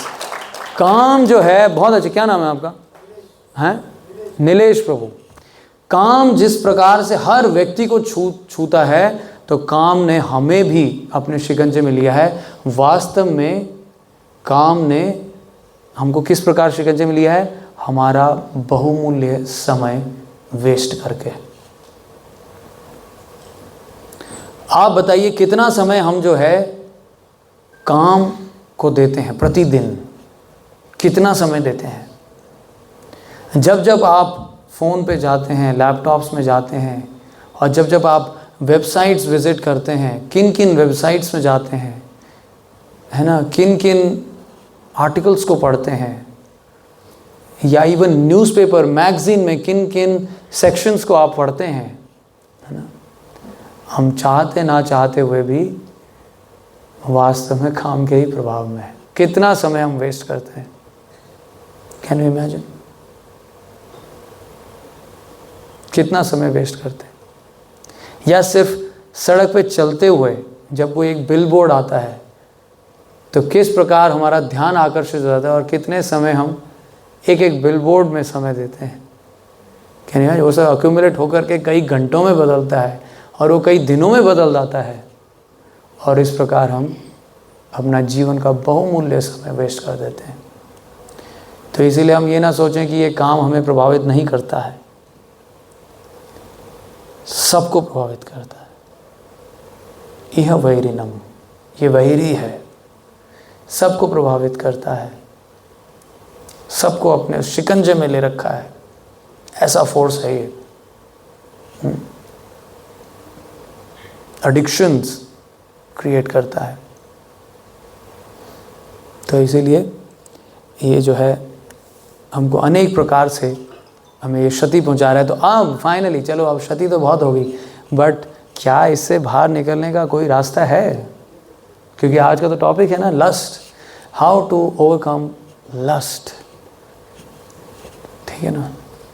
तो इसकी चर्चा भगवान कृष्ण में इसी अध्याय में करते हैं। देखिए, भगवान कृष्ण हमारे शुभ चिंतक हैं, वो जानते हैं हमारा असली दुश्मन कौन है ना, हमारा असली दुश्मन। और हम सोचते हैं हमारे ये दुश्मन हो जाते हैं, वो दुश्मन है ना, वो दोस्त मेरा दुश्मन है ना, कोई भी मेरे से अच्छे से बात नहीं करता है, वो मेरा दुश्मन है, टीचर ने मुझे सबके भरी सभा में डांट दिया, वो मेरे दुश्मन है, पेरेंट्स ने मुझे थप्पड़ लगाया, वो मेरे दुश्मन है ना, मेरा बॉस मेरे से अच्छे से व्यवहार नहीं करता है, मेरा इंक्रीमेंट नहीं किया, वो मेरा दुश्मन है ना। तो इस प्रकार से अनेक दुश्मन हम पाल लेते हैं, लेकिन भगवान जानते हैं ये सब कुछ नहीं है काम के सामने, है ना। तो इसलिए भगवान जो है दुश्मनों के सरताज को टारगेट कर रहे हैं, तो इसीलिए सबसे बड़ा दुश्मन कोई नहीं, तुम्हारा मन ही है। ये भी आगे बताते हैं, बंधुरात्मना एवं रिपुरात्मना, तुम हमारा मन ही वास्तव में, तो एक काम यहीं पर ही है। तो इसीलिए भगवान अब इसकी शुरुआत करते हैं तीसरे अध्याय के 37वें श्लोक में। ठीक है, 37वें श्लोक है, 37वें श्लोक में भगवान कृष्ण बोलते हैं। किसी के पास अगर भगवत गीता है तो आप खोल सकते हैं। बहुत ही सुंदर ढंग से साइंटिफिकली भगवान प्रेजेंट करते हैं this subject matter called lust. तो इसमें 37वें श्लोक में भगवान बोलना शुरू करते हैं कि this is lust only Arjun which is born of the contact of material mode of passion and later transformed into wrath, which is the all-devouring sinful enemy of this world. ठीक है, lust only। फिर अगले श्लोक में भगवान कृष्ण बताते हैं कि ये अनेक डिग्रीज से अफेक्ट करता है। ठीक है, जैसे कैंसर स्टेज 1 से अफेक्ट कर सकता है, स्टेज 2 में अफेक्ट कर सकता है, स्टेज 4 में भी अफेक्ट कर सकता है। ठीक है, तो डिफरेंट डिग्रीज पे जो है डिफरेंट ट्रीटमेंट अप्लाइड होता है। तो इसीलिए भगवान ये भी बता रहे हैं कि इस बीमारी से लोग जो हैं कुछ स्टेज 1 से अफेक्टेड हैं, कुछ स्टेज 2 पे हैं और कुछ स्टेज 3 पे हैं। 3 अलग डिग्रीज बताते हैं। तो भगवान बड़े ही अच्छे उदाहरण से समझाते हैं कि as fire is covered by smoke, ठीक है, and as mirror is covered by dust, or as embryo is covered by womb, the living entity is similarly covered by different degrees of this lust. तो cancer जो stage 1 है, उसी प्रकार lust का जो stage 1 है उसको बताया गया एज स्मोक कवर्स फायर। बहुत हल्का होता है फायर, यानी अग्नि के ऊपर अगर कुछ धुआं है तो वो धुआं फूंक मारने से हट जाएगा, ज़्यादा मेहनत नहीं करनी पड़ेगी उस परत को हटाने के लिए, और फिर अग्नि उससे प्रज्वलित हो जाएगी। उसी प्रकार हमारे इस चेतना में इस काम का प्रभाव है धुएं के समान, यानी बहुत लाइट है। थोड़े से अभ्यास और थोड़े से प्रयास से ये काम का बादल हट सकता है, इट्स ईजी। और दूसरा स्टेज बताया जाता है वो और डेवलप्ड स्टेज है, जिसमें इट्स लाइक मिरर के ऊपर जब डस्ट लग जाता है ना, जब आप कई दिनों से मिरर को साफ ना करो उसमें परत सी बन जाती है, ठीक है ना, तो वो परत फूंक मारने से नहीं हटेगी। अभी थोड़ा मेहनत करना पड़ेगा, अभी थोड़ा कपड़ा लेके गीला करना पड़ेगा, फिर उस पर ऐसे लगाना पड़ेगा, तब जा कर के वो जो दर्पण है वो साफ़ होएगा। तो ये है सेकेंड डिग्री, स्टेज 2। फिर स्टेज 3 बताया है as an embryo is covered by the womb, यानी बच्चा जिस प्रकार माँ के गर्भ में बंध जाता है, देखा है बच्चे का कैसा शरीर होता है, सीधा खड़ा भी नहीं हो सकता, वो ऐसे ही रहना है उसको, ठीक है, ज़्यादा से ज़्यादा थोड़ा करवट ले लेता है, बट फिर उसको वापस उसी स्टेज पे आना होता है, ऐसे 1-2 दिन नहीं, 9 महीने। तो ये जो स्टेज है स्टेज 3, यानी totally bound up by lust, है ना, totally captured, enamoured by lust. तो ये स्टेज से बाहर आने के लिए तो लगभग असंभव है ना, वेरी डिफ़िकल्ट है ना। जिस प्रकार बच्चा जो है अपने बलबूते पे नहीं आ सकता है, वो तो जब प्रॉपर प्रोसेस साइकिल कंप्लीट होता है तो 9 महीने के बाद बाहर आता है, बट खुद से वो बाहर नहीं आ सकता, वो ऐसी स्थिति होती है।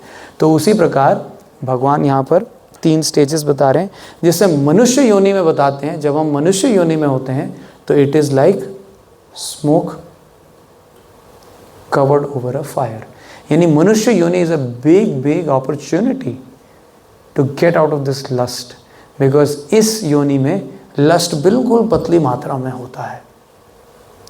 अगर हम सही अभ्यास का प्रयोग करेंगे, very easily we can remove this cloud of lust and we can become free of lust, ठीक है। तो ये मनुष्य योनि में प्राप्त है। और जो एम्ब्रोयो का एग्जाम्पल लिया गया है, आगे तात्पर्य में प्रभुपाद जी समझाते हैं, it is like the species of trees.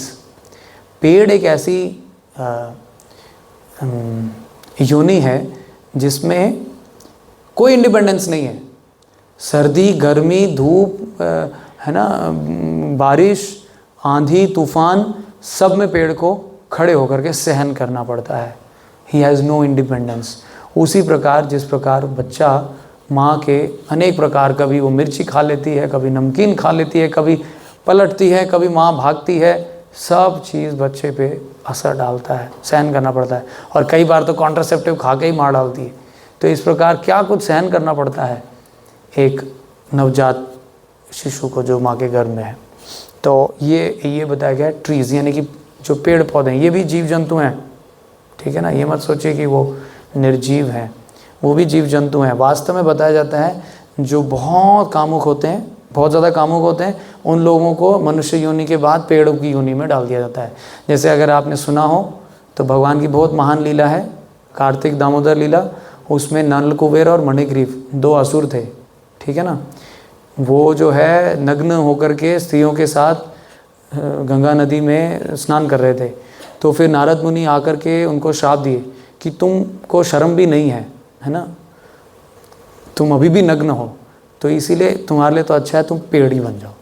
क्योंकि पेड़ नग्न होता है, वो धूप सब उसको सीधा डायरेक्ट झेलना पड़ता है।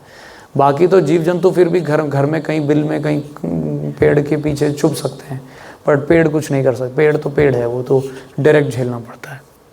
तो उसी प्रकार जो लोग है ना इस प्रकार से बहुत कामुक होते हैं, वो लोग को अगले जन्म में ऐसा पेड़ बनना पड़ता है। तो यही यहाँ पर बताया जा रहा है, डिग्रीज ऑफ लस्ट। तो इसीलिए हमें चाहिए कि हम इस मनुष्य योनि का पूरा लाभ उठाएं और इसी योनि में अपने जीवन को सफल बनाएं, काम से मुक्त हो जाएं, ठीक है। तो ये है हमारे जीवन का उद्देश्य। तो अब आगे वाले श्लोक में अब धीरे धीरे भगवान अब इसके सोल्यूशन की ओर बढ़ रहे हैं, ठीक है। अब भगवान बताते हैं अगले श्लोक में, यानी 29वें श्लोक में, कि ये जो काम है ये एक ऐसे अग्नि की तरह है जिसमें जितना भी घी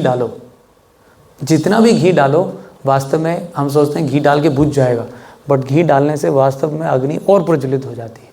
ये उस तरीके से है काम। जितना भी इसको संतुष्ट करो, लेकिन ये काम बढ़ता ही जाता है।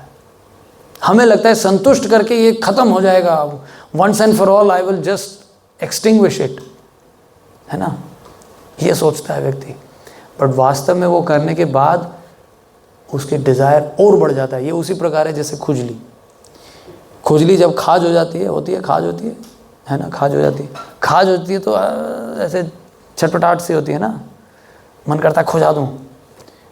बट आप डॉक्टर से जाके पूछिए, कोई भी सलाह जो देते हैं वो बताते हैं कभी खुजाना नहीं चाहिए। खुजाने से कीटाणु हाथ में आ जाते हैं, फिर हाथ आप मुंह पे लगा तो फिर यहाँ पे भी घाव हो जाता है। Don't do this. बट खुजली कभी इतनी तीव्र होती है कि व्यक्ति कंट्रोल नहीं कर पाता और खुजाई डालता है फिर। बट उस खुजाने से क्या होता है कि अगली बार खुजली और तीव्रता से उत्पन्न होती है। तो उसी प्रकार है ये काम, है ना, विच बर्न्स लाइक फायर। भगवान कृष्ण क्या उदाहरण से समझाते हैं, अग्नि में घी। तो इस प्रकार से होता है। अब भगवान देखिए क्या, आप देखिए साइंटिस्ट हैं भगवान, सुप्रीम साइंटिस्ट। अब भगवान इस काम के साइंस को समझा रहे हैं। अब नेक्स्ट श्लोक में बताते हैं कि ये काम शरीर में कहाँ पाया जाता है। भगवान ने ये तो बताया कि काम हमारा दुश्मन है, ठीक है ना, बट सिर्फ दुश्मन बोलने से थोड़ी चलेगा, ये भी तो बताना पड़ेगा ना वो दुश्मन है कहाँ पे। जैसे अगर हम बताते हैं कि दिल्ली में 3 टेररिस्ट आ गए हैं, कैसा लगा आपको ये सुन के, है ना, इतना काफ़ी होगा आपको? नहीं, आप पूछोगे कहाँ है वो, कहीं ऑडिटोरियम में तो नहीं बैठा। अगर आपको क्लियर हो जाए कि वो जो है वो कश्मीरी गेट में है, तब आप शांति से ऑडिटोरियम में बैठ सकते हो, ठीक है ना। बट जब तक आपको नहीं पता है तो कहीं भी हो सकते हैं। नहीं, जैसे हम कोरोना हो रहा था तो सबकी धड़कनें बढ़ रही थी जब अमेरिका में हुआ, फिर जब अमेरिका से धीरे धीरे यूरोप में हुआ, फिर धीरे धीरे जापान में हुआ, फिर श्रीलंका में केस आया, अब धड़कनें, क्योंकि अब इंडिया में आने वाला है, फिर इंडिया में आ गया, ठीक है, फिर बॉम्बे में आया, फिर धीरे धीरे दिल्ली में आ गया। अब दिल्ली में एक कोरोना वायरस पेशेंट है, ये बोलना काफ़ी है या फिर ये भी बताना चाहिए कि कहाँ है वो, है ना, ये भी जानना चाहते हैं हम, कहाँ कहाँ जो है कोरोना पेशेंट ज़्यादा हो रहे हैं, कहाँ कहाँ, ताकि उन जगहों को हम अवॉइड कर सकें। तो उसी प्रकार यहाँ पर भगवान कृष्ण इस काम के विषय में बताते हैं कि ये काम कहाँ निवास करता है। तो 3 जगहों पे, शरीर के 3 जगहों पे ये काम का निवास स्थान है। वहाँ पर ये हमारा दुश्मन बैठा हुआ है जम के, ठीक है। तो वो 3 स्थान कौन कौन से हैं भगवान बताते हैं। इंद्रियाणि मनो बुद्धिर अध्याधिष्ठानम् उच्यते एतर्विमोहति एषा ज्ञानम आवृत्य देहिनाम। तो ये 3 जो स्थान है वो हैं इंद्रियां, मन और बुद्धि, ठीक है। इंद्रियों में काम वशीभूत है। हाथ जो है काम वासना से पीड़ित होकर के, है ना, स्पर्श करना चाहता है। आँख जो है वो, है ना, वो काम वासनाओं को उत्तेजित करने वाली चीज़ों को देखना चाहती हैं। नाक जो है सूंघना चाहता है सुगंधित, है ना, उनको। और जीभ से हम टेस्ट करना चाहते हैं, कान से, है ना, मधुर ध्वनि सुनना चाहते हैं। तो इस प्रकार इंद्रियों में वो काम वासना टिकी हुई है, ठीक है। अब इंद्रियों से भी ऊपर जाएंगे तो मन में तो कितने ख्याल उठते हैं, सोचिए आप, होते हैं कि नहीं। या आप सब संत बैठे हैं यहाँ पे, है ना। अगर आपका मन ऐसे जैसे स्क्रीन चल रहा है, अगर किसी का भी मन यहाँ स्क्रीन पे दिखाना पड़े तो वो पिघल जाएगा इधर ही, है ना। हम सबको एक्सेप्ट करना है, हम कलयुग में हैं, definitely it's not easy, but यहाँ उपाय है, इसलिए हम उपाय है तभी हम चर्चा करें। उपाय नहीं होता तो यही सब ऑडिटोरियम की कोई ज़रूरत नहीं है। अगर कोई सोल्यूशन, नो क्योर, जैसे कई डिजीजेस होते हैं, नो क्योर, सॉरी, अब क्या, बस बाकी जीवन बस जी लो, खाओ पियो, मस्त रहो, क्योर ही नहीं है तो क्या करना है उसका, है ना। But there is a cure for this disease, इसलिए हम यहाँ बैठे हैं, नहीं तो ये सब सभा का यूजलेस। तो इसीलिए ये 3 जगहों पे बैठा है, मन, बुद्धि और इंद्रियां। तो ये 3 स्थानों पर भगवान बताते हैं ये रहा आपका दुश्मन, ठीक है। अब इसको आपको, अब नेक्स्ट स्टेप क्या होने वाला है ना। पहले बीमारी पता चली, फिर उसका लोकेशन पता चला, अब क्या करना है, अब उसको क्योर करना है। तो इसीलिए आप देखिए आज के श्लोक में हम बढ़ रहे हैं।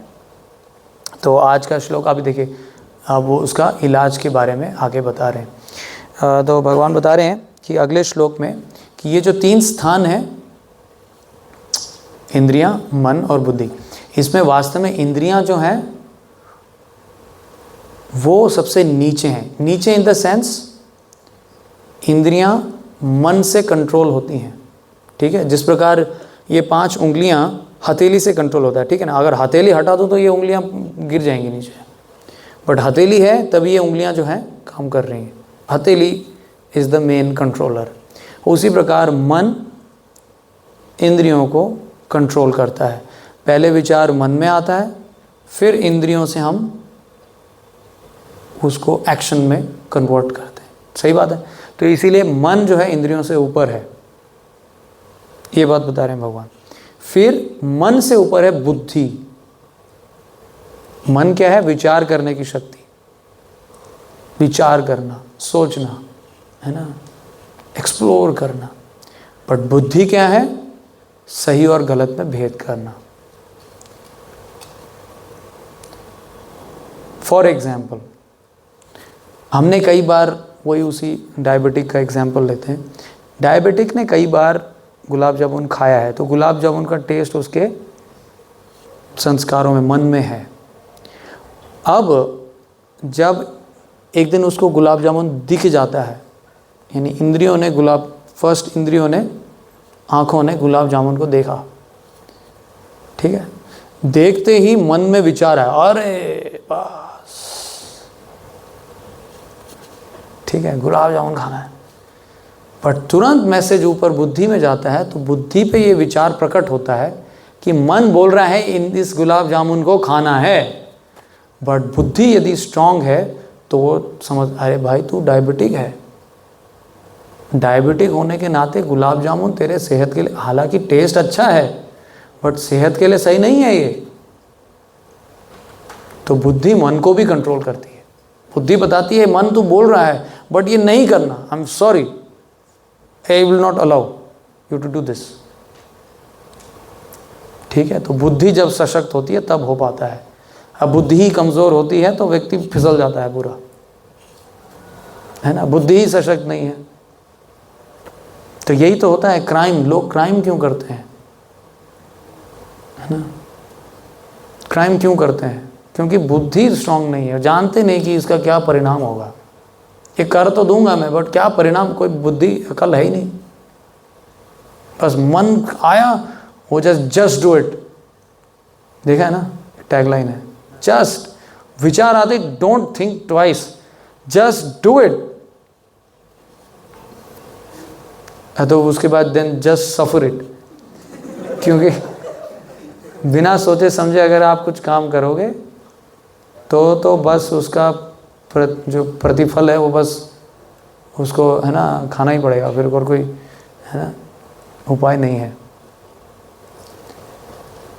जैसे बोलते हैं तीर कमान से और बात जुबान से, एक बार निकल जाता है फिर नहीं आता वापस, फिर बस उसका फल आता है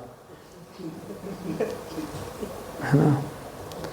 तो इसीलिए बुद्धि जो है वो मन को भी कंट्रोल करती है। तो ये हायरार्की है, 3 जगहों पे काम बैठा हुआ है जिसमें बुद्धि इज ऑन द टॉप। अब आज का श्लोक आता है, इसीलिए 43rd श्लोक निकालिए, देखिए, इसीलिए बुद्धि पे वार करो पहले। देख रहे हैं क्या साइंस है इसमें। भगवान लास्ट श्लोक यानी आज के श्लोक में भगवान बता रहे हैं, यही इस पूरे आज के सेशन का निचोड़ है कि बुद्धि पे वार करो अर्जुन, एवं बुद्धे परम बुद्धवा। श्लोक निकालिए थोड़ा, है ना, एवं बुद्धे परम बुद्धवा संस्तभ्यात्मानम आत्मना जहि शत्रु महाबाहो काम रूप दुरासदम। काम रूप नामक जो दुरासद है, इसको जीतने के लिए क्या करना पड़ेगा? एवं बुद्धे परम बुद्धवा, बुद्धि पे काम करना शुरू करना पड़ेगा, सही गलत की पहचान करानी शुरू, इसको जो है सिखाना पड़ेगा, है ना। और ये हो पाता है कृष्ण कॉन्शियस फिलॉसफी को अपनाने के बाद। सही और गलत में वास्तव में अगर आपको सही और गलत की परिभाषा सीखनी है, यानी बुद्धि को सशक्त बनाना है, तो आपको ये भगवत गीता का सहारा लेना पड़ेगा, और कोई उपाय नहीं है। बुद्धि को सशक्त करने के लिए और कोई पुस्तक नहीं है, चाहे एनसीईआरटी ले लो या सीबीएसई ले लो या आप पीएचडी ले लो, कोई कुछ भी ले लीजिए। बुद्धि तो सशक्त होती है केवल आध्यात्मिक बुद्धि से, आध्यात्मिक चेतना से, और वो हो पाता है इन आध्यात्मिक पुस्तकों को पढ़ के, जैसे कि भगवत गीता। तो जो व्यक्ति भगवत गीता पढ़ता है वो सही गलत में फैसला करने में सशक्त हो जाता है, स्ट्रांग हो जाता है। फिर मन उसको कितना भी उकसाए, वो मन पे नियंत्रण रख पाता है। और जब मन नियंत्रित होता है तो इंद्रियां नियंत्रित होती हैं, और जब इंद्रियां नियंत्रित हो जाती हैं तब व्यक्ति कभी भी पाप कर्म में नहीं फंसता है। इसीलिए जो व्यक्ति कृष्ण कॉन्शियस है, अल्टीमेट निचोड़ यही है कि जो व्यक्ति कृष्ण कॉन्शियस है, इसके तात्पर्य में भी हमने देखा प्रभुपाद जी कृष्ण कॉन्शियस होने की बात कह रहे हैं। जो कृष्ण कॉन्शियस है, कृष्ण चेतना है जिसकी बुद्धि कृष्ण में लगी है, ऐसा व्यक्ति कभी भी कोई पाप नहीं करता है और ना काम के प्रतिरूप में फंसता है। ऐसा व्यक्ति रिस्पॉन्सिबल लाइफ लीड करता है और चाहे तो काम का भी प्रयोग कर सकता है, लेकिन कभी भी काम के प्रतिरूप जो पाप फल हैं उनमें नहीं फंसता है। और रिस्पॉन्सिबिलिटीज़ को समझते हुए एक आदर्श सिद्धांत के व्यक्ति के भांति वो जीवन व्यापन करता है, और इस प्रकार जीवन व्यापन करके वो साक्षात भगवान को प्रसन्न करता है और फिर भगवान के धाम लौट जाता है। तो ये है काम से मुक्ति प्राप्त करने का तरीका। तो कृष्ण कॉन्शियस कैसे हुआ जाए, हमने पुस्तक पढ़ने की बात तो कही, लेकिन वास्तव में आपको एक सिंपल एक्रोनिम दे करके आज का सेशन क्लोज करेंगे कि 4 विधियों से आप जो है इस काम रूपी दुरासदम से बच सकते हैं। तो ये एक्रोनिम वास्तव में लस्ट ही है, LUST। तो आप ध्यान दे सकते हैं, L माने के लाउड चैंटिंग। अगर आप उच्च स्वर में हरे कृष्ण महामंत्र का यदि कीर्तन करते हैं तो ये काम रूपी जो दुश्मन अंदर बैठा है उसकी पकड़ ढीली पड़ने लगती है। ठीक है, तो सबको महामंत्र पता है सबको? तो सबको लाउडली चैंट करना चाहिए, हरे कृष्णा कृष्णा कृष्णा हरे हरे, हरे राम राम राम हरे हरे। तो इस प्रकार चैंटिंग करने से हम कृष्ण कॉन्शियस बनते हैं और काम का पकड़ ढीला पड़ता है। देन यू मतलब अंडरस्टैंड द फिलॉसफी, जो अभी हम डिस्कस कर चुके हैं। भगवत गीता, भागवतम, चैतन्य चरितामृत, श्रीला प्रभुपाद जी ने रात भर जग के हम सभी जीवों के लिए ये सुंदर ग्रंथ तैयार किए हैं। जिस प्रकार व्यासदेव ने कलयुग की शुरुआत में वेदों की संकलन करी है ना, अनेक श्लोकों में जो हैं वेदों को 4 भाग में डिवाइड करके अनेक पुराण, अनेक उपनिषद हमको दिए, ताकि ये कलयुग के जो बद्ध जीव हैं ये लोग को यहाँ से बुद्धि प्राप्त हो सके। उसी प्रकार श्रीला प्रभुपाद जी ने उन मुश्किल संस्कृत श्लोकों को आसान बना के इतने सुंदर ट्रांसलेशन के भांति 80 से ज़्यादा पुस्तक हमको दिए हैं रात भर जग करके। तो इसीलिए we should not waste time है ना सर्फिंग ऑन द इंटरनेट या फिर reading some article which is useless है ना, rather we should spend time reading the spiritual books like Bhagavad Gita to understand the philosophy. Then S, LU हो गया S मतलब saintly association. saintly association मतलब साधुओं का संग करें। ऐसे जो आप आज आए हैं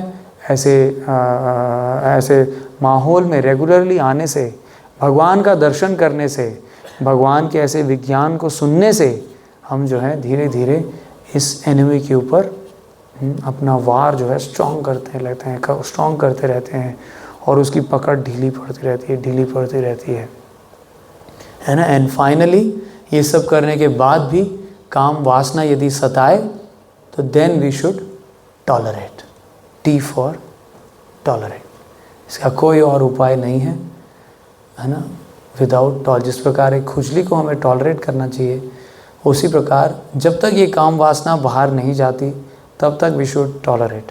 And then one day when it is completely we are free, then we don't need to tolerate. We can just simply enjoy life. है ना, एक्चुअल enjoyment तो तब होता है जब व्यक्ति इन बॉन्डेज से फ्री हो, है ना। अगर किसी को आपको अगर रस्सी से बांध दिया जाए, कैन यू एन्जॉय, है ना। आज हम उसी तरीके से इस काम रूपी शत्रु से बंधे हुए हैं। इंस्टेड ऑफ वी कंट्रोलिंग काम इज़ कंट्रोलिंग अस। तो इसीलिए हम काम के दास बन चुके हैं।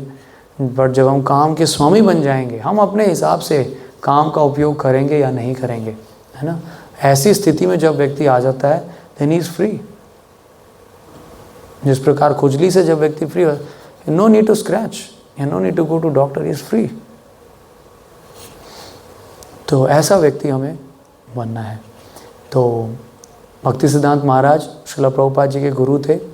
तो प्रभुपाद जी वो तो बोलते थे कि यदि है ना वो काम को जो है नकारते, हालांकि वो खुद नैष्ठिक ब्रह्मचारी थे। नैष्ठिक ब्रह्मचारी मतलब लाइफ लॉन्ग ब्रह्मचारी प्रभुपाद जी के गुरु भक्ति सिद्धांत सरस्वती महाराज। बट वो नैष्ठिक ब्रह्मचारी होने के बाद भी बोलते थे कि यदि मैं अगर ऐसी संतान उत्पन्न करूं जो कृष्ण कॉन्शियस हो, है ना, कृष्ण के भक्त हों, तो देन मैं अनेकों बार शादी करने के लिए तैयार हूँ और सैकड़ों बच्चे पैदा करने के लिए तैयार हूँ, यदि ऐसे बच्चे कृष्ण कॉन्शियस बनते हैं, यदि उनका जीवन हम सुधार पाते हैं। तो इसीलिए जब व्यक्ति काम फ्री होता है देन वो अपनी जिम्मेदारियों को अच्छे से निभा पाता है ना, अपने पत्नी के प्रति भी, बच्चों के प्रति भी, या फॉर हुएवर एल्स। तो ये है आज के सोल्यूशन। तो हमारा समय भी हो गया है।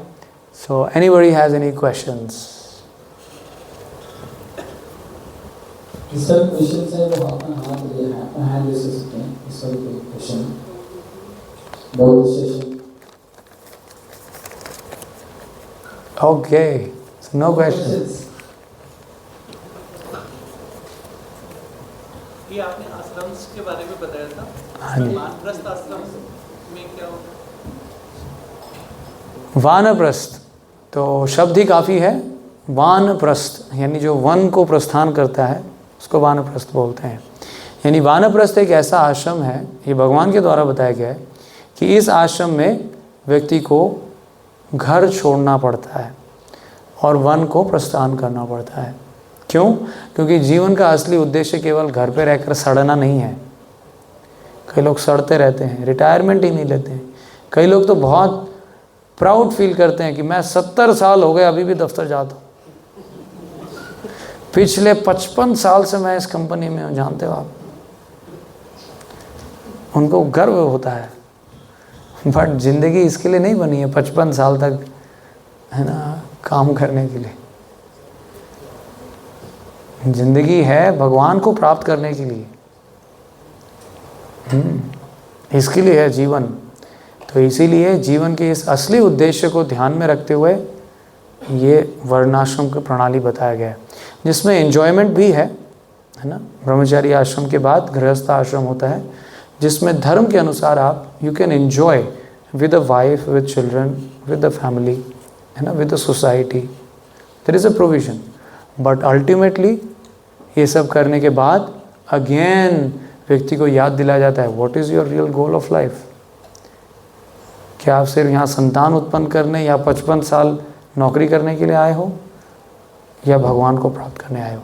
तो भगवान को प्राप्त करना हमारा लक्ष्य होता है। इसीलिए व्यक्ति को फिर धीरे धीरे भगवान पे अपना मन एकाग्र करना सिखाया जाता है। तो इसलिए शहर में रहते हुए तो कहाँ संभव है ये, तो इसलिए वन में जाने का प्राविधान बताया गया। बट आजकल कलयुग में वर्णाश्रम असंभव है, तो इसलिए प्रभुपाद जी ने बोला वन को छोड़ो, संन्यास को छोड़ो, केवल हरि के गुण गाओ और इसी से भगवत धाम चले जाओगे।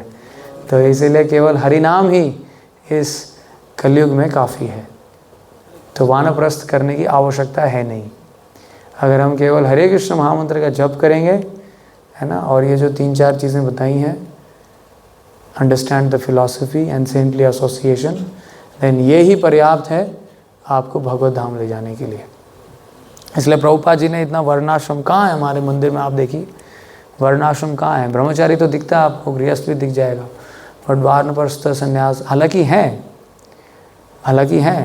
बट इतना एम्फोसिस नहीं है।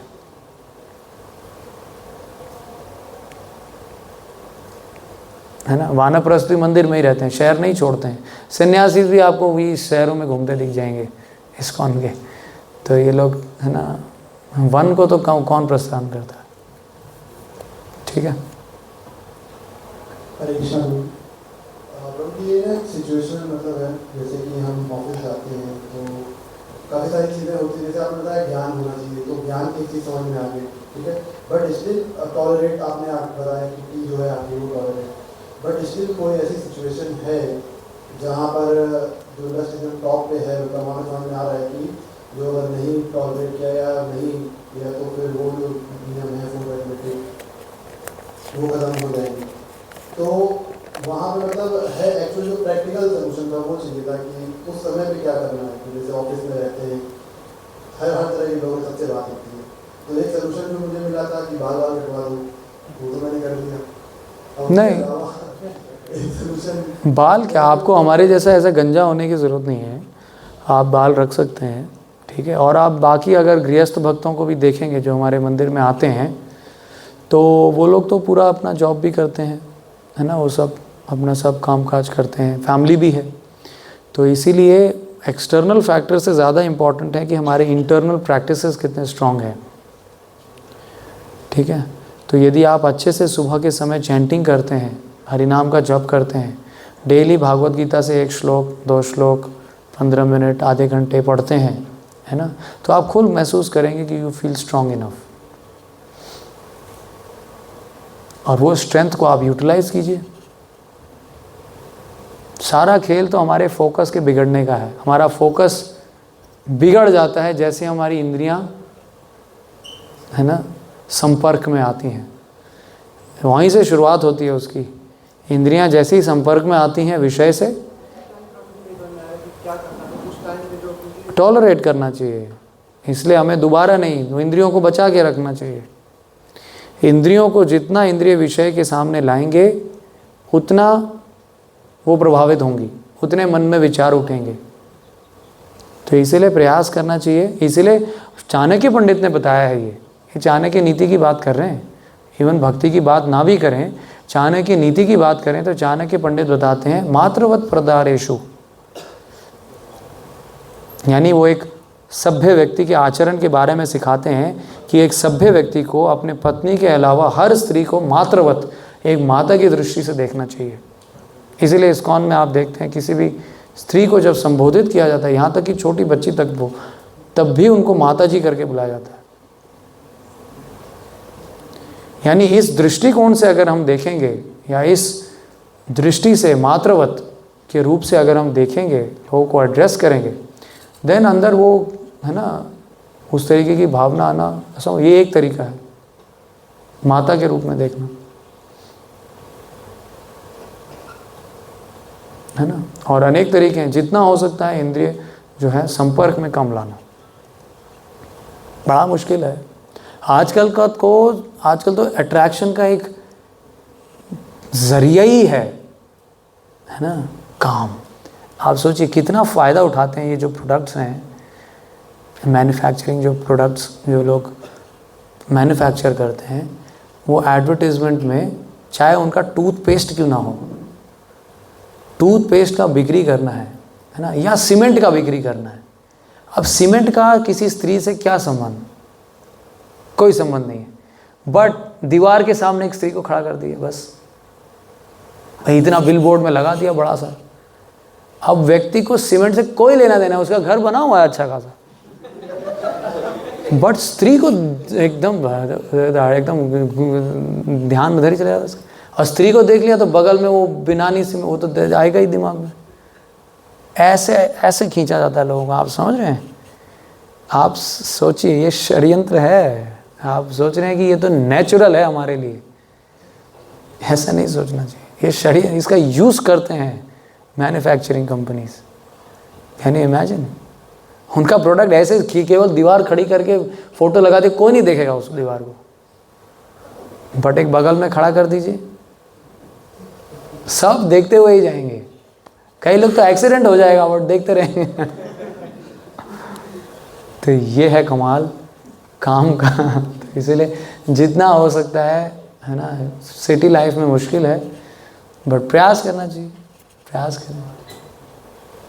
अर्जुन इतने महान है, आप ये देखिए आचार्यों से, आपसे अर्जुन गृहस्थ हैं भाई, है ना, उन्होंने शादियां भी करी हैं, एक नहीं अनेक, लेकिन फिर भी जब उर्वशी उनके सामने नृत्य करती हैं, मतलब दीज आर कंट्रोल्ड पीपल, है ना, इन लोगों ने काम को वशीभूत कर रखा है। ऐसे लोगों की स्थिति अलग होती है। अर्जुन उर्वशी उनको उत्तेजित करने के लिए डांस करने लगी, है ना। उर्वशी जो है वो साधारण स्त्री नहीं है, वो स्वर्ग की अप्सरा है ना। साधारण स्त्री तो कुछ भी नहीं है स्वर्ग की अप्सराओं के सामने, कुछ भी नहीं है। मतलब वो तो एक कीड़े मकोड़ों की तरह देखते हैं स्वर्ग के लोग यहाँ की अप्सराओं को। स्वर्ग की अप्सराएं ऐसी हैं, मतलब इतना मतलब इट्स अनइमेजिनेबल, है ना।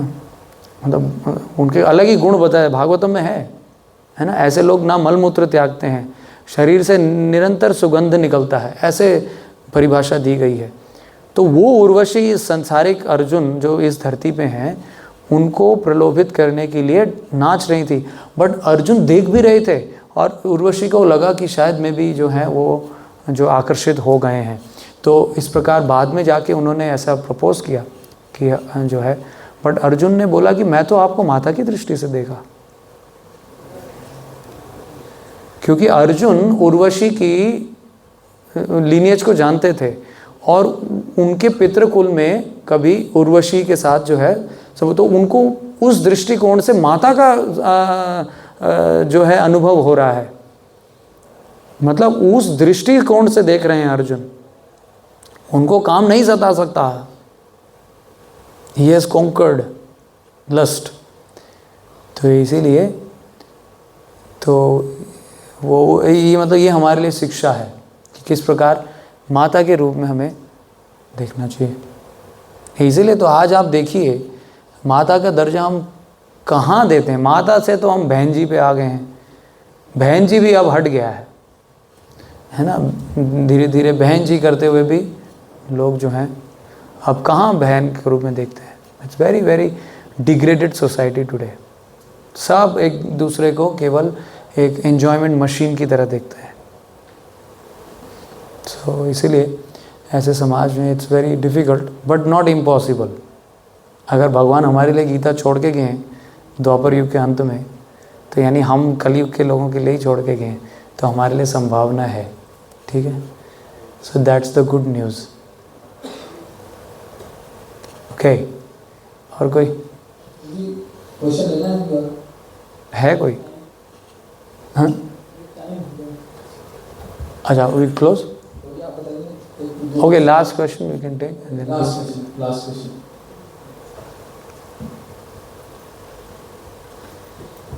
राधे राधे। हरे कृष्ण। मेरा एक क्वेश्चन है कि हम लोग का लाइफ इतना इंटरनेट पे डिपेंड हो गया है ना कि मैं कुछ नहीं कर पा रहा हूँ इंटरनेट के बिना। पर मुझे किसी मैसेज भी करना ऑफिस का तो इंटरनेट का सहारा लेना पड़ता है, कहीं कैब बुक करना पड़ता है तो इंटरनेट का सहारा लेना पड़ रहा है। मुझे ये जानना है कि मुझे इससे छुटकारा कैसे पा सकते हैं। हाँ, तो इंटरनेट गलत नहीं है, बट इंटरनेट में जो गलत दिशाओं में हम चले जाते हैं वो गलत है। इतना उसका आदी हो गया है ना, कुछ कर नहीं पाते ना उसके बिना। कभी कभी लगता है ना सुकून चाहिए, मुझे पीस चाहिए। तो उसके बिना भी जीना सीखें, जैसे ये पेपर पेन लिखना सीखें, क्योंकि आजकल लिखना ही ख़त्म हो गया। कभी लिखने को बोलते हैं तुरंत अपना फ़ोन निकाल लेते हैं, टाइप करना शुरू करें। तो मतलब कुछ चीज़ें हमें नेचुरली छोड़ देनी चाहिए, इतना एडवांस नहीं होना चाहिए कि हर चीज़ को डिजिटल करना है। तो थोड़ा बहुत सिंपलिसिटी में भी रहना का प्रयास करना चाहिए, है ना। जहाँ पर सीढ़ियाँ चढ़ सकते हैं वहाँ पर लिफ्ट की ज़रूरत नहीं है। सीढ़ियाँ चढ़ने से आपकी सेहत ही अच्छी होगी, सब मोटे होते जा रहे हैं आजकल। तो इसीलिए हर जगह टेक्नोलॉजी का प्रयोग करना हमारे लिए हानिकारक साबित हो रहा है आजकल। टेक्नोलॉजी हमारी सहूलियत के लिए है, बट कहीं ना कहीं उसका जो है दुष्प्रयोग भी हो जाता है। तो इसीलिए इंटरनेट अगर आप यूज़ कर रहे हैं तो इंटरनेट में क्या चीज़ करने के लिए इस्तेमाल कर रहे हैं, बताइए। क्या करते हैं इंटरनेट? इसमें जॉब करता हूँ, हाँ, कोई भी चीज़ होता है ना, सर्च करना होता है, कुछ देखना होता है तो इंटरनेट पे इंतजार करता हूँ। लेकिन मुझे कभी लगता है ना कि वो इंटरनेट छोड़ दूँ वो सब चीज़ें, क्योंकि मुझे शांति चाहिए। सब चीज़ें वो व्हाट्सएप वगैरह चैट वो ये सब अच्छा नहीं लगता। तो नियमित कीजिए उसको। अगर आपको लगता है सारा दिन उसी में बीत रहा है, उसका टाइम फिक्स कीजिए, इतना समय। जो भी जब मैं कुछ काम करके फ़ोन उठाता हूँ ना, तो फ़ोन उठाता हूँ 9 बजे, जब फ़ोन रखता हूँ तो 11 बज जाते हैं, पता ही तो हाँ। बच गया। तो इसका ना बहुत अच्छा तरीका आता है। इसका एक वो है, एक ऐप आता है जिसमें आप टाइमर लगा सकते हो कि फ़ोन आपका दिन में केवल 2 घंटे ही चलेगा। वो 2 घंटे के बाद बंद ही हो जाएगा वो। फिर आप 11 बजे के बाद इस्तेमाल ही नहीं कर सकते उसको, वो अगले दिन 9 बजे खुलेगा। फिर ऐसा करिए तो पनिशमेंट मिलेगा जब अपने को, तब हम सुधरेंगे। ऐसा अपने से कठोर होना चाहिए, दूसरे के प्रति नहीं, बट अपने प्रति हमें कठोर होना चाहिए। तो इसीलिए यदि किसी को गलत वेबसाइट्स में जाने का वो है, एडिक्शन है, तो वो लोग आजकल बहुत सारे पेरेंटल कंट्रोल्स आते हैं, तो ऐसे आप ऐप्स को इस्तेमाल कीजिए, है ना, ताकि गलती से भी आप वहाँ पे ना चले जाएं। हम लोग भी स्मार्टफोन्स यूज़ करते हैं, हम सब पे पेरेंटल कंट्रोल ऐप लगा है, यानी हम हर टाइम किस किस वेबसाइट्स में जा रहे हैं, क्या क्या सर्च कर रहे हैं, ये सब हमारे मालिक को पता रहता है। तो इसीलिए अपना भी एक मालिक बनाइए ताकि कोई आपको मॉनिटर कर सके। इसीलिए तो आप यहाँ पे आते हैं, अच्छे लोगों की संगति में आके उसका लाभ उठाइए। जो आपके फैसिलिटेटर हैं उनको अपना गाइड बनाइए, आप उनके हाथ में दीजिए कि प्रभु जी आप देखो मेरे को, मैं कहाँ जा रहा हूँ, क्या कर रहा हूँ, क्योंकि मैं तो अपने कंट्रोल में हूँ नहीं। आप ही देखकर किसी और के हाथ में देंगे तो वो जब फटकारेगा, वो सब है ना थोड़ा करेगा, तब हम जगेंगे। तो इसीलिए तरीके हैं, ऐसे नहीं तरीके नहीं हैं। आज भी लोग बड़े बड़े उद्योगपति हैं, बड़े बड़े है ना पोस्ट पे हैं, बट सिंपल फ़ोन्स रखते हैं, सिंपल गाड़ी में चलते हैं। तो ज़रूरी नहीं है कि हमें स्मार्टफोन ही चाहिए स्मार्ट होने के लिए। वास्तव में स्मार्टफोन ने हमारी स्मार्टनेस सारा इधर चला गया, इधर खोखला हो गया, भूसा रह गया इधर, ये प्रॉब्लम है। तो इसीलिए स्मार्टनेस यहाँ की बनाए रखने के लिए थोड़ा इसकी स्मार्टनेस को दूर रखना पड़ेगा, ताकि ये चलता रहे। सारा काम तो इसको दे दिया, आज AI आ गया, अब तो कुछ भी समस्या है यही करेगा, ये दिमाग क्यों चलाना है हमें। तो इसलिए कुछ चीज़ें नेचुरली ठीक हैं। सो प्रभु जी ने बहुत सुंदर लेक्चर दिया हमें। सो बताने के लिए बहुत कुछ है, प्रभु जी ने बहुत सारी चीज़ें बताई हैं आज हमें। जैसे अगर हम स्टार्टिंग से जाएं तो प्रभु जी ने मीनिंग, किसी को याद है क्या मीनिंग बताया था? अभी हम चेक करेंगे कि कौन कितना अटेंटिवली लेक्चर को सुनता है। सो प्रभु जी ने मीनिंग क्या बताया था? दो एक्चुअल बताए थे कि दो चीज़ें होती हैं, बताइए। वर्ष हुआ